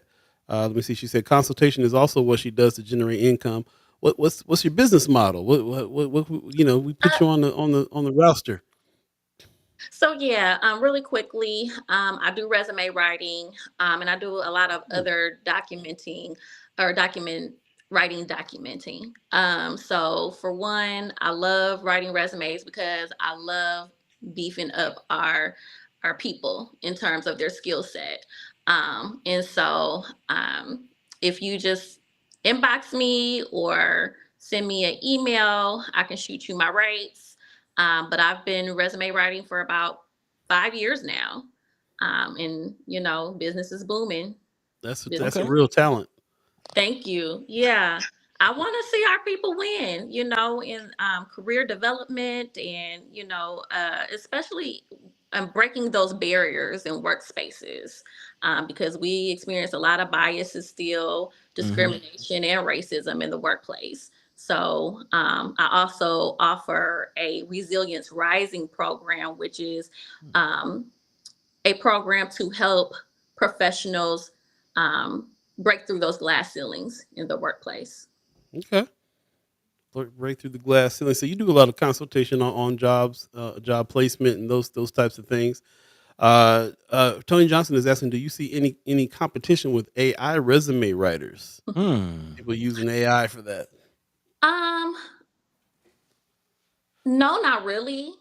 Now I suggest for my clients that they actually use a resume writer, and a lot of times as a resume writer, I will have AI assist me with some things. But No, there hasn't been any competition, so to speak, because um, 5 years Hmm. now, and through word of mouth, I have gained a lot of clientele and people who come back to me. So no, I don't feel like there's any competition.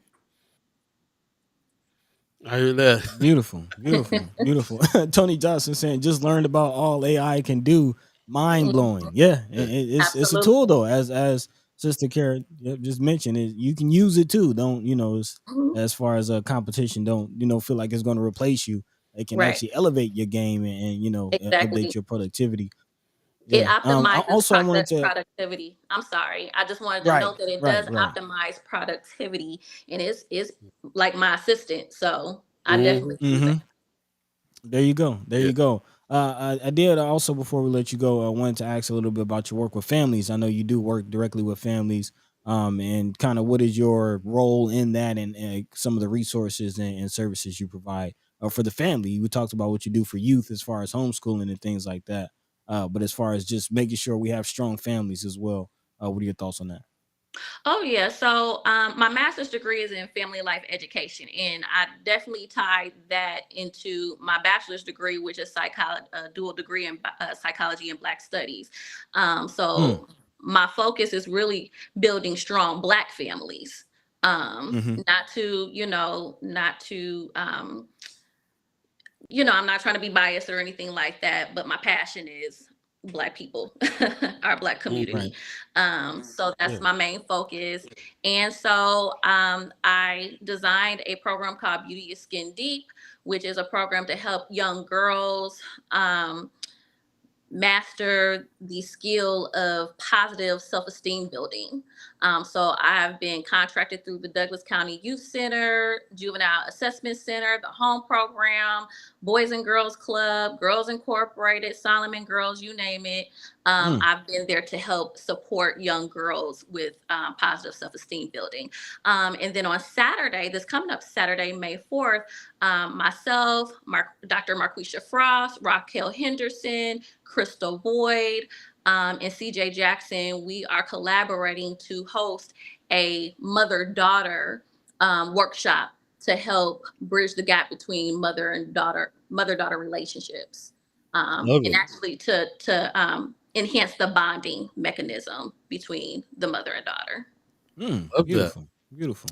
What's could you put that you have any documentation on that we can put in Friends of First Sky Omaha? We can kind of promote that a little bit as well. Absolutely. And also I your did send it. I sent it via email, the flyer to you Oh, okay. for the workshop that's coming up. And then I also text you, Paul, Oh, with the got it. Okay. flyer Well, attached. I'm bad with all that. So you got when you Okay. just Okay. yeah, I'll find it, but I appreciate you letting me know I got it somewhere. Yeah, yeah. Okay. Perfect. Yeah, we'll definitely promote that. And as far as your information is concerned, people need to get a hold of you for any kind of resume writing, advice on homeschooling, any of those things. Do you have a place where you want to send people to contact you? I invite anyone to contact me via email, kara.warner2023@outlook.com. I'm also on Facebook under Kara Warner, KaraWarner. And feel free to DM me or inbox me, shoot me a message. There you Sounds go. good. We'd love to have you back and dive a little bit deeper into your programs. Want to do that soon? Oh yeah, make sure that the connection is solid, and yeah, I would love to come back. I hear I that. love it. We'll definitely have you back soon. Thank you. Thank you. Appreciate you. Okay, thank you. Thank you. Have a good All day. right. Have a good one. Bye bye. All All right. right. Finally There had you Miss go. Kara Warner on. I love it. Man, still learning about resources, man. It seems like there's a lot out there. There's no it really seems like there's actually no lack of resources, just more so lack of awareness and information that's being passed along. I tell you, I went to that one empowerment network meeting, and I took 3 pages of notes of the resources that everybody was saying we have Man, right in the Black community for everything that we need. There's so many resources, and we complain about this being a nonprofit town, but there's all these nonprofit organizations everywhere trying to solve a problem. But when mhm. you if you think about it another way, they're a resource. They're there. They might they might be able to help with something that we need help with, and it's just like right here. That's what kills me is that you don't got to go far.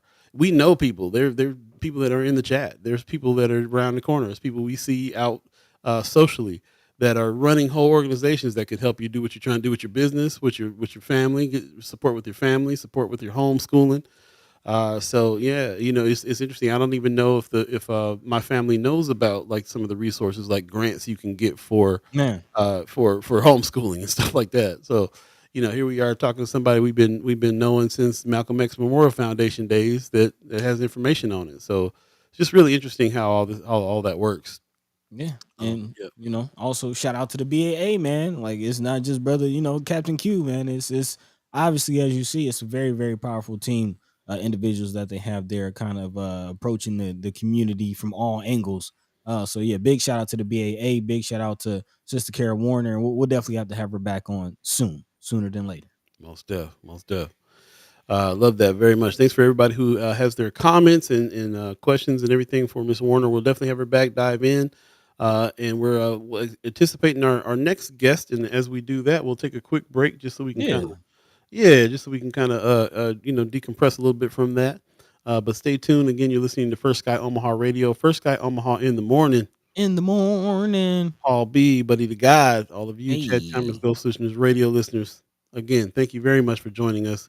Can't express enough how much we enjoy these discussions and getting to just know people in Omaha that are doing some cool stuff.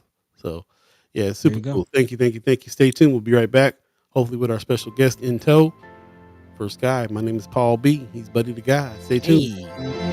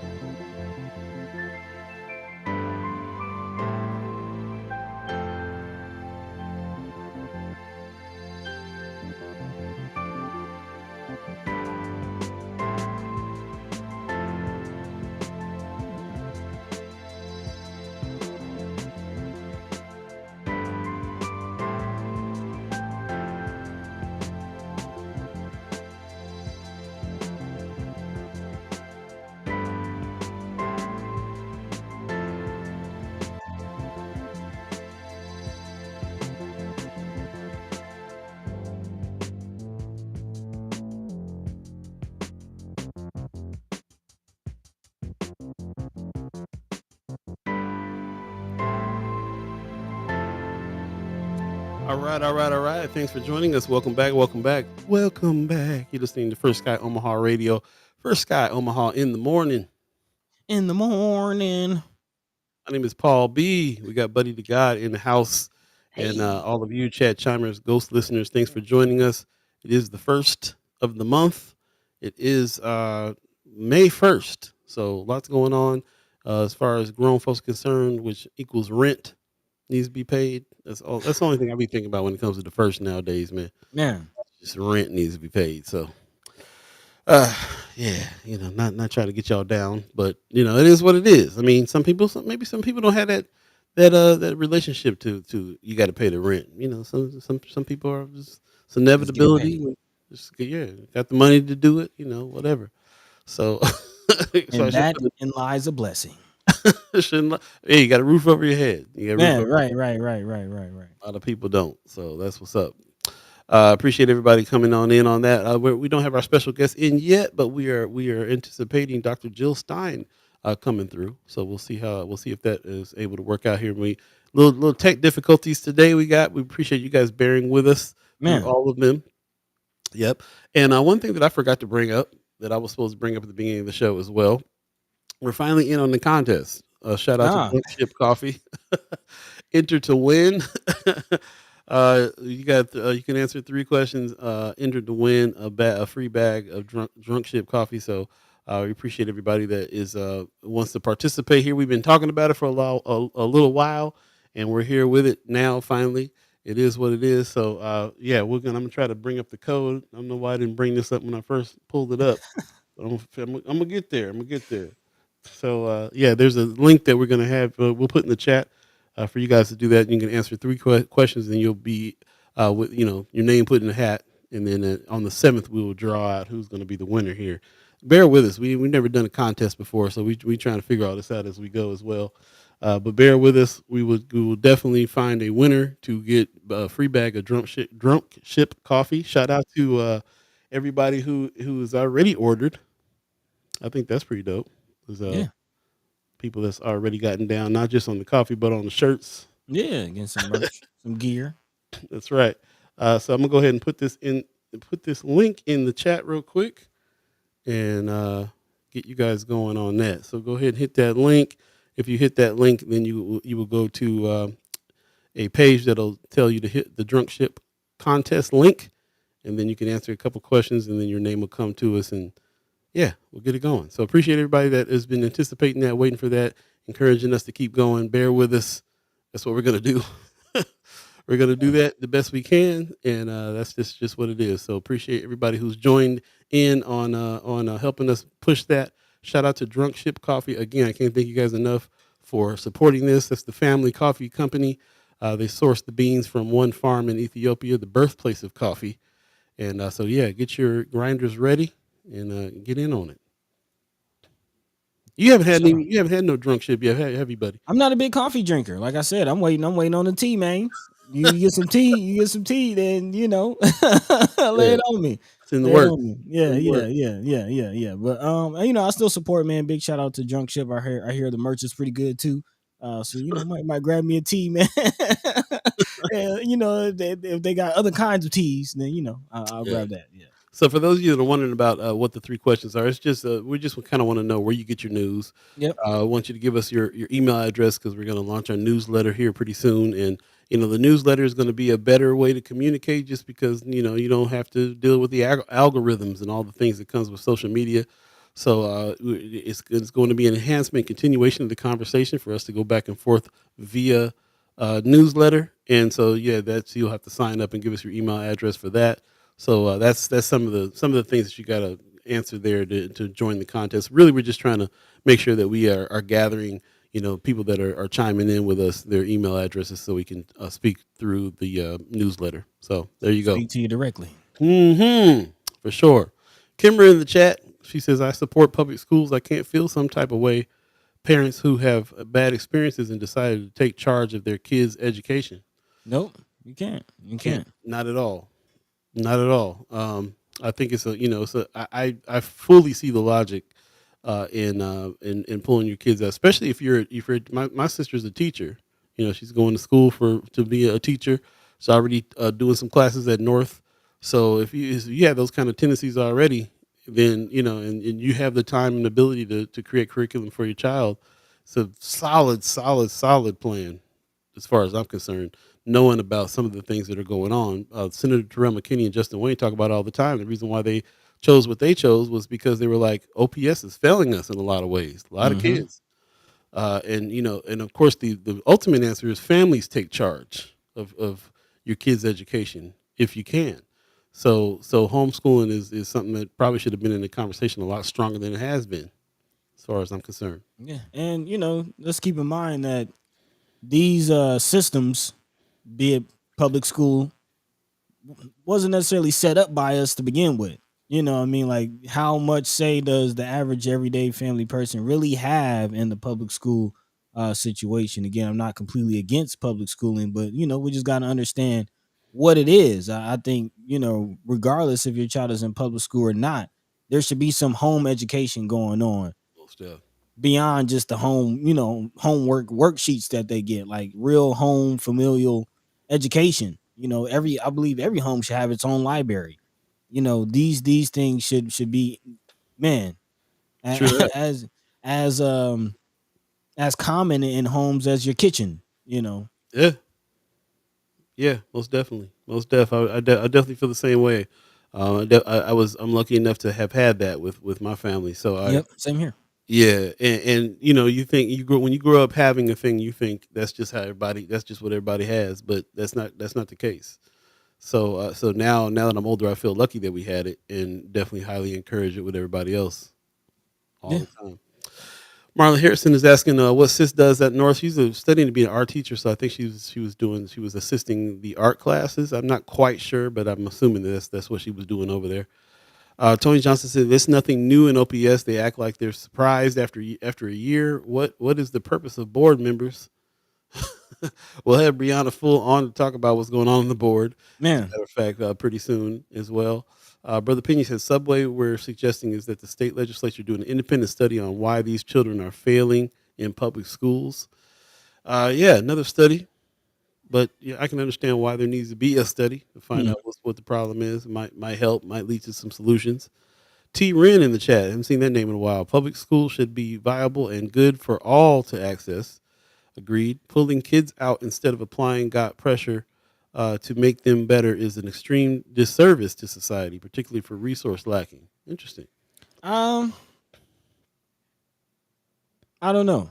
I don't think public school is ever gonna give us the full education that, like, even I'm a product of public school, but I also got extracurricular, education, and was involved in science programs and was involved in, you know, all types of things outside of, like, public school is, I think the most you're going to get out of public school is the bare minimum. That's the most you're going to get out of public school. Now that bare minimum can be higher. Yes, agreed. It can be higher. But I think it's worth looking at resources outside of public school. I definitely think so too, for sure. I'm here with everybody who's trying to get Miss Jill Stein in the room. But you want to go ahead and jump into another story real quick while I try to help them get in there. Yeah. One second. Cool. Appreciate everybody bearing with us on that. Again, we have surprise guest Dr. Jill Stein that's going to come on here, and again, we're trying to work the tech and all the good things to try to get her in. So stay tuned with that. We'll jump to another story real quick while I work on that. Appreciate that very much.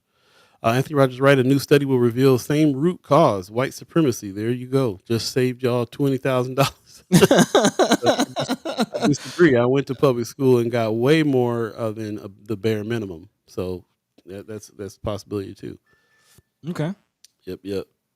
Well, let's keep it moving. I guess jump into some other news, some other conversations Hmm. as we prepare for our next guest. So, big shout out to everybody who's in the chat with us right now. Everybody watching, everybody commenting. Make sure we share, tell a friend to tell a friend, and things to look out for. Of course, election season is upon us, and this is something. Actually, big shout out to brother Anthony Rogers, right, who's in the chat with us right now.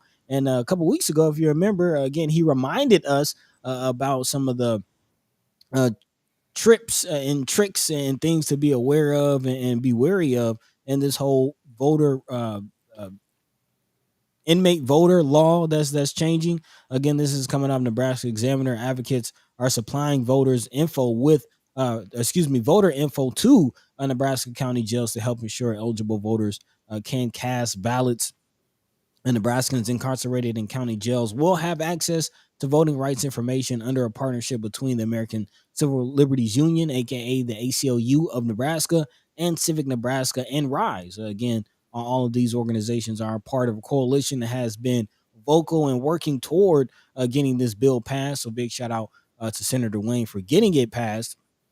But those in custody still may be eligible to vote depending on on their circumstances. The information is designed to address common questions and misconceptions and to clarify whether a person is eligible to vote in the May primary election. It offers steps to follow, including how to comply with the state's new voter identification mandates. Jason Whitmore, who is with ACLU of Nebraska and a policy fellow, and says, without a doubt, there are eligible voters in jail right now who do not know they can vote. A jail time for a misdemeanor does not impact your voting rights, but we know there's plenty of confusion around that fact, and it only gets more complicated when someone knows that they will be in jail on election day. He said the goal is to make it easier for those incarcerated as well as for jail administrators with recent legal changes in election efforts. Jasmine Harris, who is the director of public policy and advocacy for Rise, said the partnership wants to make sure it is an accessible resource to people involved in the criminal justice system. She went on to say, instead of waiting for people to contact us, we want to get the information to them and assist them in the process.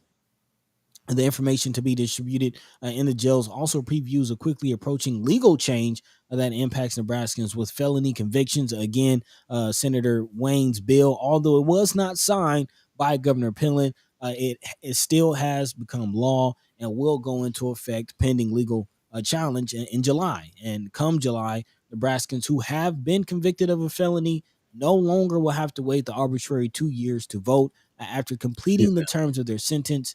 That's the big kind of caveat to this. Again, after completing the terms of their sentence, which may include parole or probation. So it does not start the day they walk out of the jail cell, walk out of the facility. It starts the day they complete the terms of their sentence, which does again include parole or probation. So again, that is a big point to know, a big point to be aware of, especially mhm, if you or a loved one is formerly incarcerated and plan on getting back into the swing of things civically.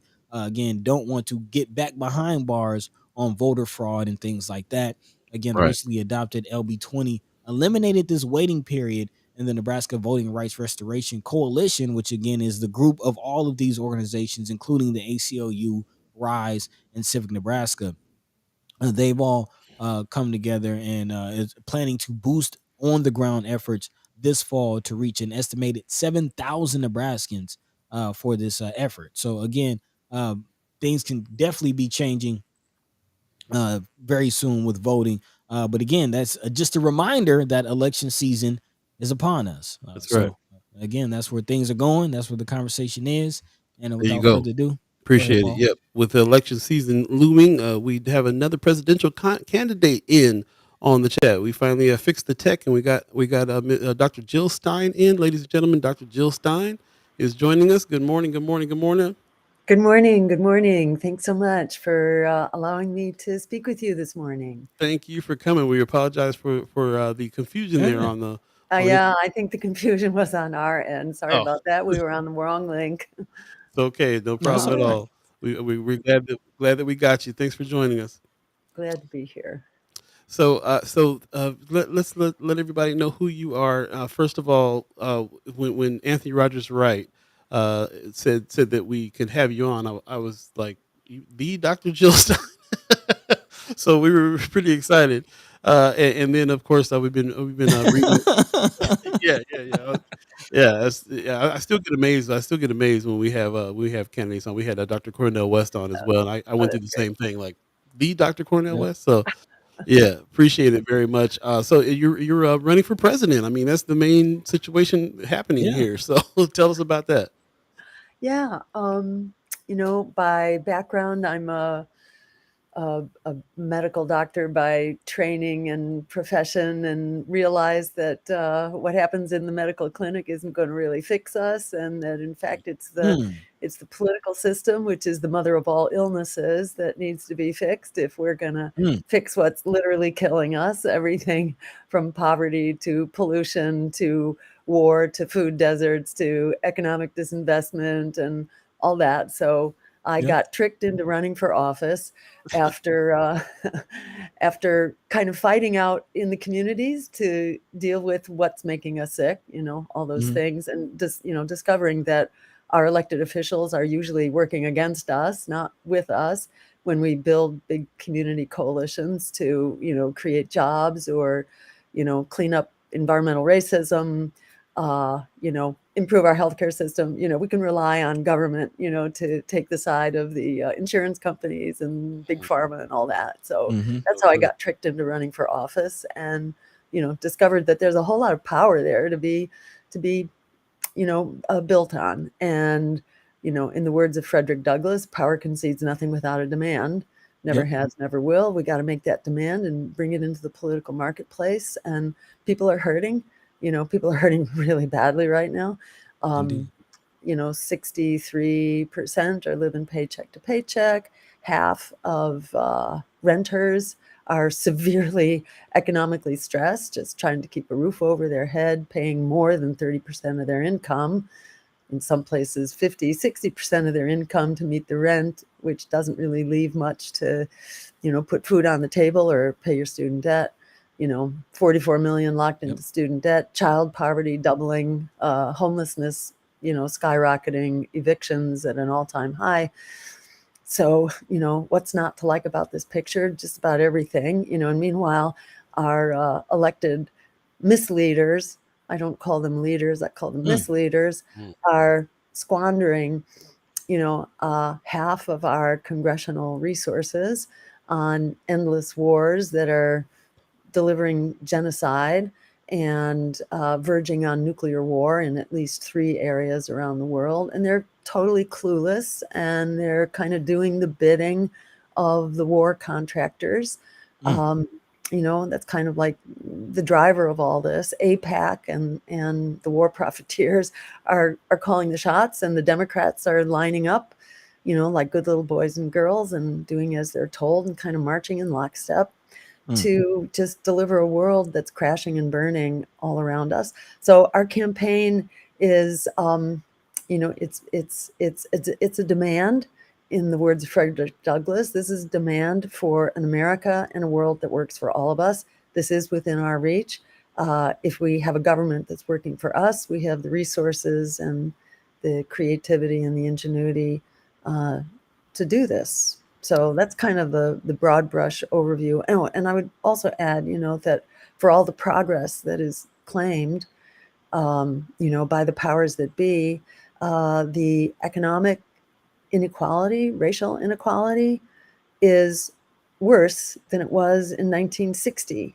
For the most part, it's not getting better. And, quarter of African American children are in poverty. And this is a national disgrace, especially when we're, sending off $100 billion, at the blink of an eye to go create more war on Gaza, in Ukraine, to gin up for war in China, funding U.S. munitions and troops over in Southeast Asia and Taiwan. So everything is wrong with this picture, and we have everything to gain by standing up. And I'll quote one more person, that's Alice Walker, the poet and novelist, who said that the biggest way people give up power is by not knowing we have it to start with. When you add up the number of people who are being thrown under the bus, there's a lot of power there. And this is kind of the perfect storm to stand up and demand an America and a world that works for all of us. And with the courage of our convictions, we can make a lot happen. Love it. Yeah. Just want to break in real quick and let you know. So I didn't really give you the rundown. I know that you've been on probably a million of these kinds of interviews and podcasts. Campaign trail. Right, on the campaign trail, you've been working hard. But just to let you know that the way that we set this up is that we have a conversation with maybe 30 to 50 people at a time. We call them the chat chimers. They chime in on the chat on all the things, and so they're going to have some questions and things. We encourage you don't worry about those questions too much. But we'll read them off and get them to you. But just want to let you know that this is more of a discussion group than it is a situation where we're doing a kind of a standard interview. And so we really want to get down to the bottom of like who you are and what you believe, and give people a chance to get to know who you are and really have a discussion. So I appreciate you giving us the rundown on some of the things. There's some details here in the chat. I can see that people want to ask you about first and foremost. But yeah, just wanted to let you know that, and also let you know we have the best chat in the world. There's no trolls here. There's no we treat the chat as if we're speaking to each other face to face and with respect. And so don't be afraid to speak back and answer questions or whatever it is that you need to do. So first of all, just wanted to say that and do that. And also to have an actual real conversation with you. I know Buddy has some questions. I'm gonna let him get to that. My first thing that I wanted to, first of all, acknowledge that somebody said in the chat, I think it was Anthony Rogers Wright said in the chat that you're the only candidate that has gotten arrested because of the Gaza situation, the protesting and so on, right? I'd love to hear a little bit about that. And also that you were, she got locked up. And also you were working with Dr. West before, and then your reasons for running in the Green Party when he left the Green Party, and what your reasons are behind that, and just kind of, and in general, we've been talking over the course of months about the two-party system and how we're disenfranchised by it, and how much we are so tired of the lesser of two evils, and I know that you probably have a lot to say on those things. So, so first of all, could you tell us a little bit about what happened with you with the how you've been involved in these protests and the things that are going on here with Gaza? Yeah. So we had just done an event at the public library in St. Louis, a couple blocks away from the Washington University. And there were a number of students there who were just completely inspirational. And one of the students on our way out said, "Well, why don't you come to the encampment?" And so we said, "Sure, of course, we'd love to, because Mm. our future's in your hands, really. Mhm. It's the students who are all, it's the younger generation who is always the driver of social change, and they are putting everything on the line, their careers, their education, their degrees, their housing, their food, you name it, their investment in their, in their education. So, in my view, they are the most powerful tool right now for uh, stopping the genocide now. So we were, all about getting there to support them. When we got to the encampment, they asked us if we would go speak with some of the administrators, the school administrators, and try to de-escalate the situation, because it was Mm. looking, the police had already been called in, and they were kind of hovering back at the other end of this large green space. Um, and, it was a beautiful, wonderful gathering. This is what we've seen all the time. We were at Columbia about a week, 10 days ago at Columbia University. It was the same thing there. It was really wonderful, respectful, educational gathering, celebrating, multicultural, multi-religious diversity. I'm a person of Jewish background, not a shred of, religious animosity or anti-Semitism by any means. Mm. And it's really important not to confuse anti-Zionism with anti-Semitism, and that's another thing Mm. we can get into. Mm. But Mm. it was a beautiful community display, and people were doing teach-ins and eating pizza. And we went, and talked to the administrators. Didn't it seemed like maybe they were kind of listening, and then pretty soon the police were hovering again. And then the students asked us, would we please join the line to help, maybe discourage the police from attacking. So we said, sure, glad to do it. And we wrote our legal, support phone numbers on our hands so that we could make calls if we were arrested and so on. Mm. And, a really important cause, not only this horrific genocide displayed in real time, which is just unbelievably horrifying, and kind of the moral imperative of our age right now going on, but Mm. also our right to free speech and to the right to protest. So it just felt like there's every reason here to stand up and stand together and support the leadership of the students. And we got attacked with a bicycle, and I think I was the target of that attack, Oh wow. Mm. with a bike that was raised up off the ground and just driven at me. Oh, like And physically attacked. physically attacked. Yes, we were assaulted by the police. Mm. And my campaign manager and deputy campaign manager were on either side of me, so they were getting it as well. And meanwhile, the police were trying to, grab people and pull them out of the line. We had all locked arms and we were being pulled out. But our piece of the line, they were attacking with a bicycle, and they were Mm. pushing me over backwards. If you see the footage, it's really quite shocking. They were trying to push me down and knock me over, onto my head. And as I was tilted back, like almost 45 degrees, one of the cops picks up one of my feet and jerks my foot up in order to like deliver the knockout blow. And at that point, I was, I just sort of like reflexly tried to gain my balance and sort of was able to jerk my foot out from under his grip, and we didn't fall down. And I didn't have a big impact on my head, but it seemed like that's what they were trying to do.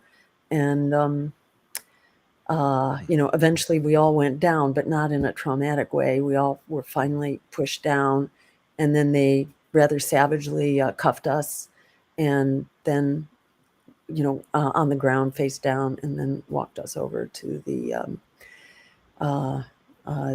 paddy wagons, and then we were all processed together, and then went to the county jail together. And when it seemed like we were about to get out, I was then separated from the group, along with one other guy who had been viciously attacked, a history professor who also had gray hair, who wasn't even a part of the lineup. He was just taking photos. He was just documenting the thing, and he was savagely attacked. The video of him is like it's kind of like George Floyd in slow motion. The cops jumped on him, knee first, jumped on his stomach, and with the full weight of their, of their big, brutish bodies, they just jumped on him. I mean, it's amazing he survived, and he's in the hospital now. Cowardly. It's unbelievably cowardly, and such a commentary on the state of our police and what's going on campuses, and the risks that young people are taking by standing up and defending our constitutional rights. And what a commentary on our campuses as well, that they are calling in police with a violent reputation, who've been, convicted previously, not these particulars, but the St. Louis Police Force has previously had many cops convicted for intending to do violence against random protesters, and exchanging emails about it, rather text messages in advance of protests. Yeah, and preparing in advance for how much fun they were going to have assaulting people. And there were several that were convicted on that. I think in 2023 they were convicted for an assault that had happened a couple years earlier. So what are our colleges and universities doing here? Not only funding genocide, and with their contracts. In the case of Washington and St. Louis, it's a contract with Boeing, which the students are rightfully calling for an end to. And I should mention, Brown University, you may have heard, Brown University said, okay, we will take a vote. They said, wow. we'll take a vote. It's not for a while, it's in September, but they agreed that their board would vote on their military contracts. And so the students then agreed that they would then abandon the encampment. And that ought to be the example that's held up to our colleges. That's responsible behavior. Columbia is violating their due process, which is why the faculty are supporting the students at Columbia and consider it an outrage, the way their process for giving due consideration and having time to discuss and try to see if they can seek some kind of de-escalation or compromise. All that was violated, and they're supposed to have faculty approval before they take actions like what they're doing at Columbia. So it's a really horrifying commentary. Oh, and the other dot that connects here is that many of our police forces are now trained by the Israeli occupation forces, and that's where a lot of these tactics come from. It's not like police brutality is new, but it's just kind of happening on maybe a more industrial scale now, and with more weapons, and towns and cities are being armed with the 1033 program, and getting tanks and and armored vehicles. And yeah, it's just like our communities are being so militarized. And then we've got Cop City, and Cop City is not the only one. There are like I think 70 cop cities that are in the planning stages or are actually wow right now. Yeah, it's shocking. People don't know. And I'm just getting the signal here. I'm sorry because of the delay. We only have a few more minutes before we've got another commitment. So here I am rattling on, and probably it's okay about some other things. But you touched a sore spot here. I hear that. I want to stick with there for the last little minute that we have here. Marianne Williams in the chat is asking Dr. Stein, how bad do you think the crackdown on students' protests will get? Yeah, it's pretty scary. I just heard this morning about what's going on at UCLA, where there's Israeli, um, invasion.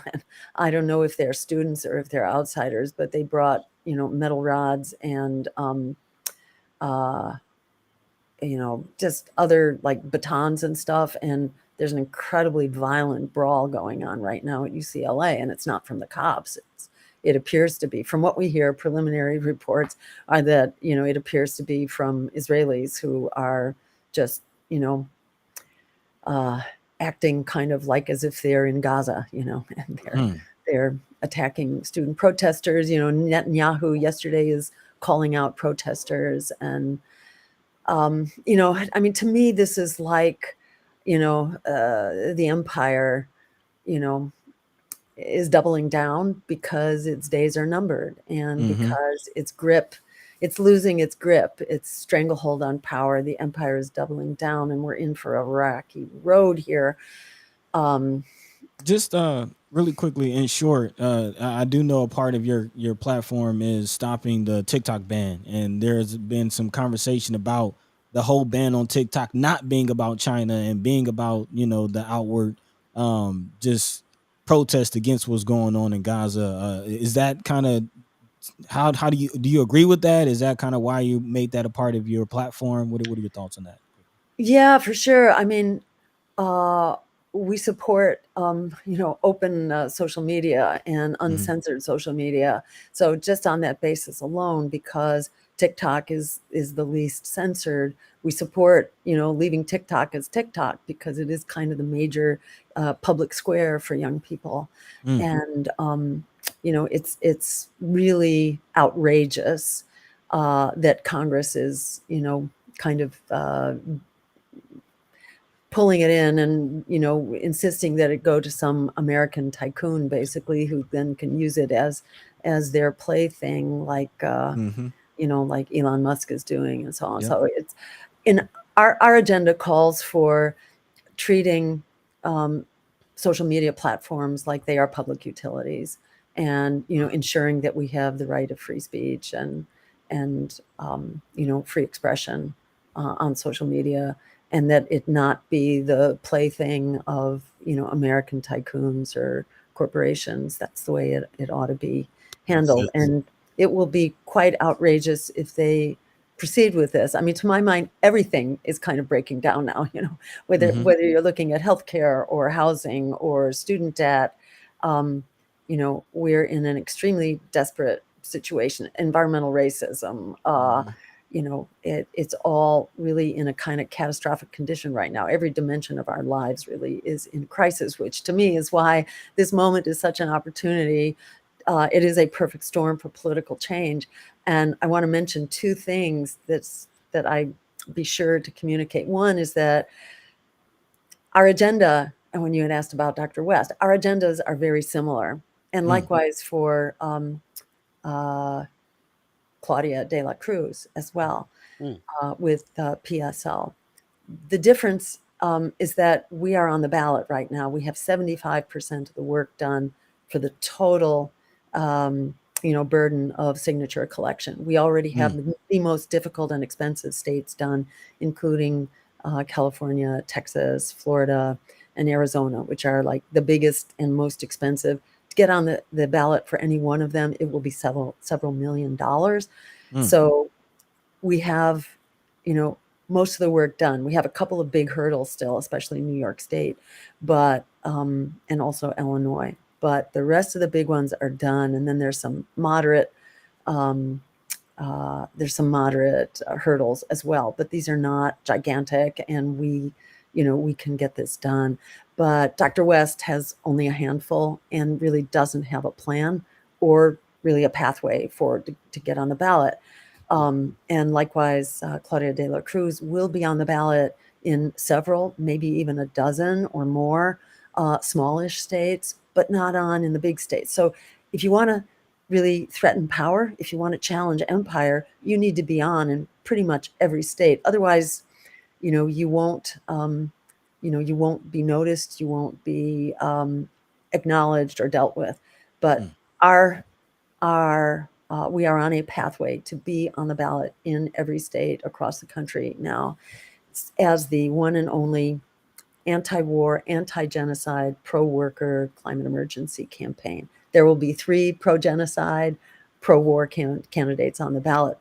Our hope is that they will split the pro-war vote 3 ways, and we will be the alternative vote where people who are really fighting for social, economic, and racial justice and climate justice, can come together as an unstoppable movement and potentially win this. Let's see, I'm getting a Gotta wrap it up.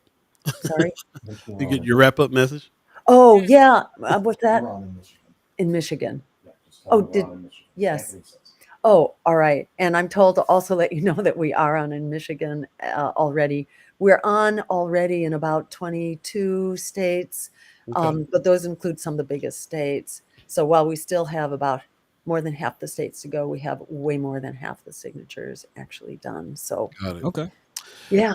We appreciate it. We saw that we didn't have enough time to get in deeper into your beliefs and your campaign, but we appreciate you coming on and giving us your time. You're in Omaha right now. Am I understanding that? We'll be in Omaha later today, actually. Okay. Right Okay. now we're On in the move. Kansas, but we'd be glad to, to zoom in another time. We may Absolutely. not be so close to Nebraska, but we could zoom in from, from Boston as well. So Sounds I'd love good. to carry on the conversation and We will really great. absolutely, Definitely. we'll absolutely do that. Anthony Yeah. Rogers, right in the chat, says Dr. Stein will be in Omaha this evening at the Sydney if anyone wants to come through for drinks and a deeper discussion. So There you go. appreciate you letting us know that. Sydney's right here in our neighborhood in Oh, the Vincent awesome. neighborhood. So yeah, maybe Yep. we'll. Yep. Okay, great. Yeah, it'd be awesome to meet you. Cool. Wonderful. All right. Thanks so much. An honor to speak with you, and I look forward to continuing. Thank you so much. Thank you. Thank Good you. luck Thank to you. you. Take care now. Bye-bye. All right, there you All go. right.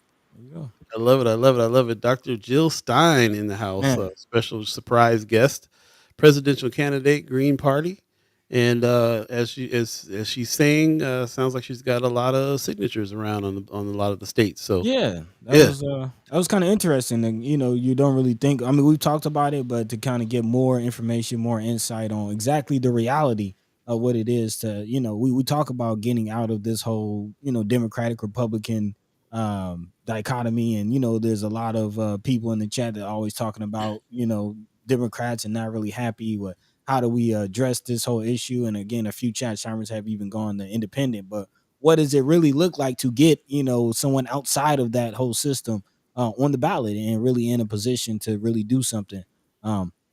So yeah, yeah, that was interesting to hear what you have to go through from state to state to actually get on the ballot, how much some of that might cost. Yeah, very right. I've interesting. actually seen Dr. West get on on social media and say, New York, I need your California, I need your help. Let's go Yeah, ahead and get me on the ballot. So we've yeah, been seeing that.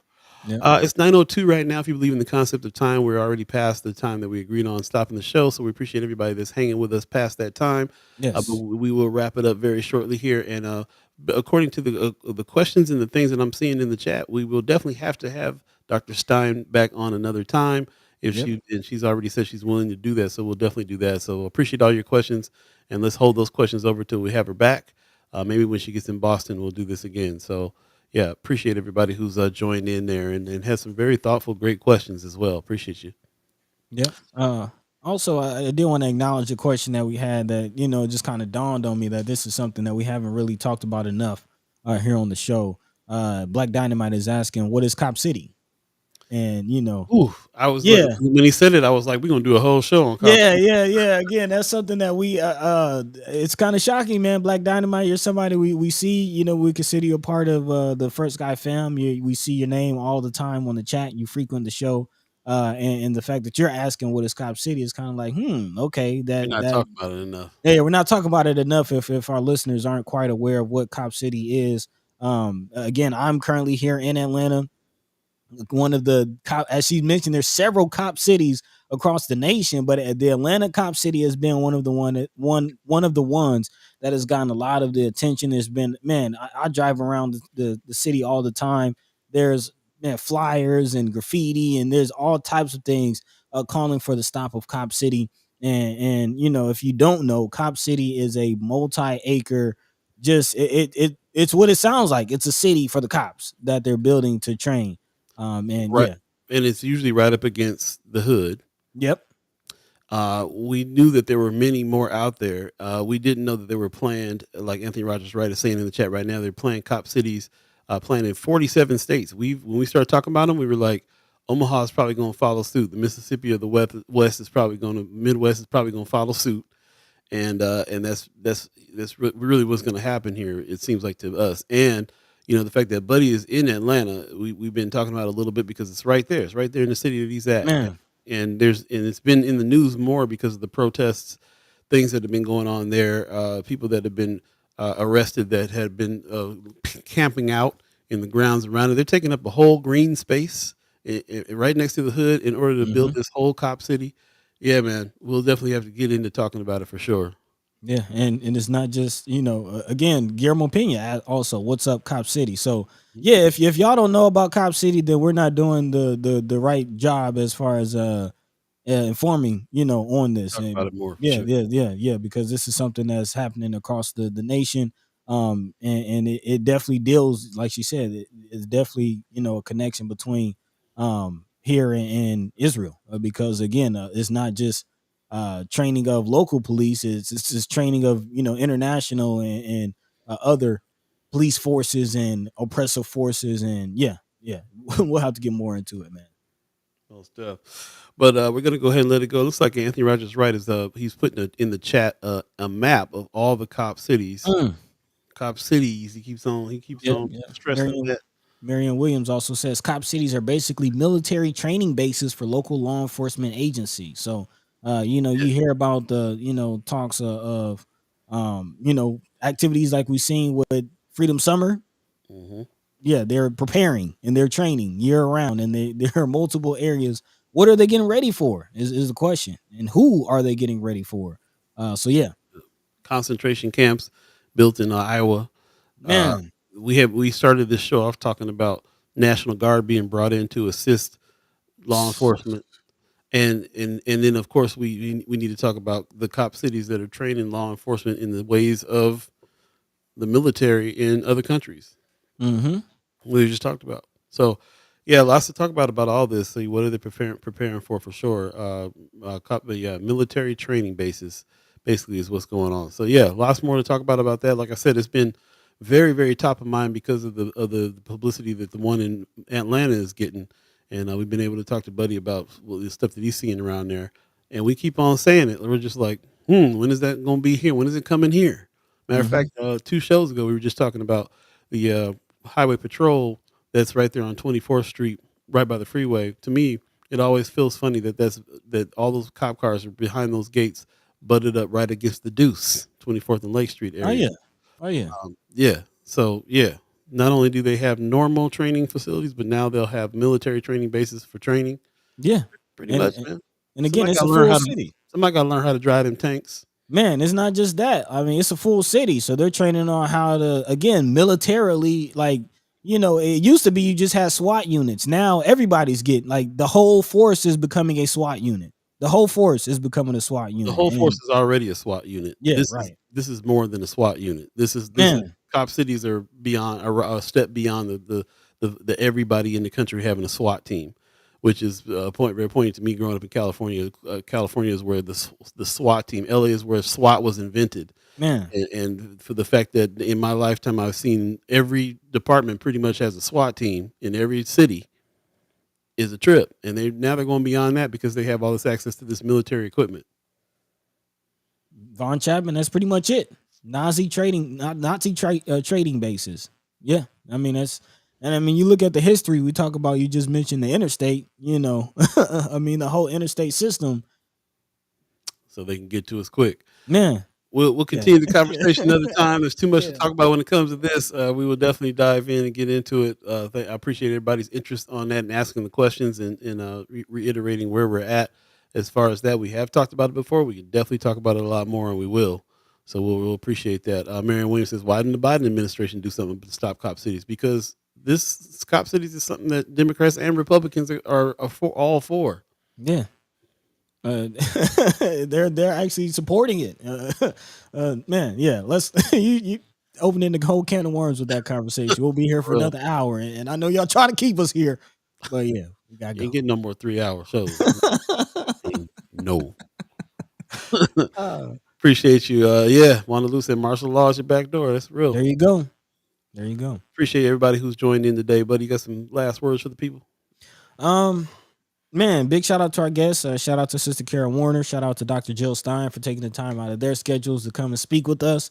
Appreciate that. Obviously, did not get to get as deep into the conversation as we wanted with either guest. So may have to bring them back here soon. But still, big shout out to all of you for asking your questions. Big shout out to all of you for joining the conversation. And that's what we're here to do. So again, tech difficulties and all, we're going to continue doing the work and continuing having these conversations and continuing spreading the information, man. So we appreciate you. We love you. We thank you. Catch the same time, same place, Monday, Wednesday, and Friday, right here on First Sky Omaha in the morning. And with that, Paul B, Yo, take it yo. away, man. I really appreciate that, man. We had a very like Von Chapman said, a very refreshing Women's Wednesday. Yeah. So shout out to the guests that came on. I've always wanted to have a conversation with Miss Kara Warner and surprise guest Dr. Jill Stein. Shout out Man. to Anthony Rogers Wright for putting that together. Again, later on tonight, she will be at the Sydney, just like how Dr. West came down, man. Dr. West came down. It was a nice party over there. Yeah. Shout out to the Sydney for hosting presidential candidates in Benson. That's what's up. Man. So I appreciate them very much. And definitely check out the link in the chat, the map of all the cop cities if you want to start looking into that now, because this is definitely something we're going to be talking about for sure. Mm-hmm. So yeah, Amy H. Dot says, have a great day, fam. Thanks for that, Amy. Appreciate you very much. Appreciate everybody that's came in, and shout out to Drunk Ship Coffee for sponsoring the event as well. And also, just as a matter of fact, just want to reiterate that the contest is now on. You can enter to win. I'm going to go ahead and put the link in the chat so that you can hit that link, answer the 3 questions, and put your name in the hat to win a free bag of Drunk Ship Coffee. Get your grinders ready. This is the family company that is sourcing beans from one farm in Ethiopia. It's got a nice light roast on it. We're finding out that Ethiopia was the birthplace of coffee, something I just learned brand new this year because of this business. So shout out to them for that. And shout out to Drunk Ship, man. Yeah, go to drunkship.coffee. drunkshipcoffee.com if you want to order a bag and some merch and t-shirt. Apparently the t-shirts are nice and soft and cool. So yeah, and if you want to win a free bag, then go ahead and hit that link and answer the 3 questions and put your name in the hat for that. So shout out to Drunk Ship Coffee for supporting the show, and everybody else that's supporting the show as well. As a matter of fact, shout out to the Land Bank who's partnering with us to get the word out on a few things as well. Yep. You'll see this on our page. The Successful Buyers Workshop is coming up. Even if you're not ready to buy, this is something that you might want to go do.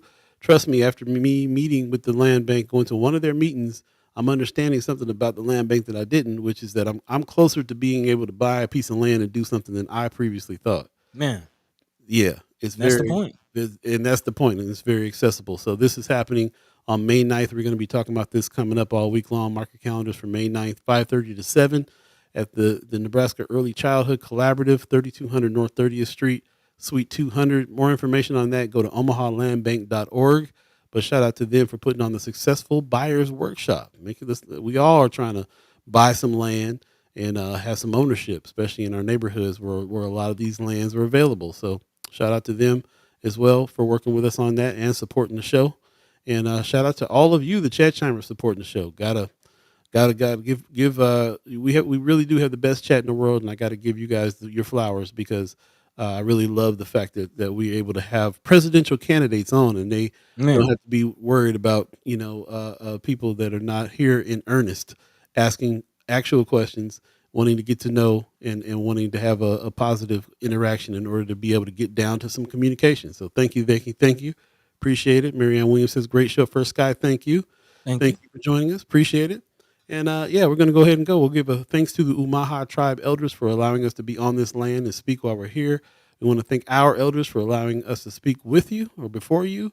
And also the chat chimers allowing us to speak with you. Thanks for all your comments, questions. If you miss any parts of the show, go back and check it out on Facebook and YouTube. And please check out the chat when you do on both of those platforms, because once again, these are our co-hosts and they come with a lot of great information and a lot of great questions and a lot of great conversations in between them. Even lots to be entertained by when you go into the chat on any particular show. So appreciate that very much. Shout out to the people that are going down to support Hassani Lee. I just saw in the chats that a lot of chat chambers are going or headed down. So I hope that they make it in time to be able to be a show of force for him and his family. And shout out to them. We'll definitely have him back on the show as well in order to give an update on what happened with his eviction court date and all the things that are happening with him. So shout out to everybody that's already been doing that and putting in the work. Boots to the roots. Can't thank you enough. This is the reason why we do this. Yeah. This is when stuff like that happens. When we're concerned about somebody going through something that we can do something to help, then all the discussions that we're having here is worth it. And so we appreciate it. We're going to keep on doing as much as we can, but we need your help and support as well. Yep. So we appreciate you. If you have not gone to firstsguyomaha.com, hit the donate button. Please do so. Please be a reoccurring member of the channel so we can keep this going as well. Shout out to all the new people that have signed up for that. And we got the $10 people, the $25 people, the $50 people. Really appreciate everybody who's doing that. Again, go to firstsguyomaha.com, hit the donate button, and become a reoccurring member of the channel as well so we can keep this conversation moving. Yeah, man. With that said, take care of yourselves. It's supposed to be rainy again. Oh. But you know, better, not stormy. Okay. Not stormy, just kind of rainy and, you know, springy. So we're in it. Take care of yourselves. We'll have another special guest coming in on Friday that we're working on. So stay tuned for that show and tell a friend. Always tell a friend. Yeah, man. The conversation is going on right here at First Sky Omaha in the morning. Try a little harmony that time. See? Yeah. I told you I need a choir. I need Right on. Take care of yourselves, y'all. Peace. By the way, Vanglorious. This is protected by the red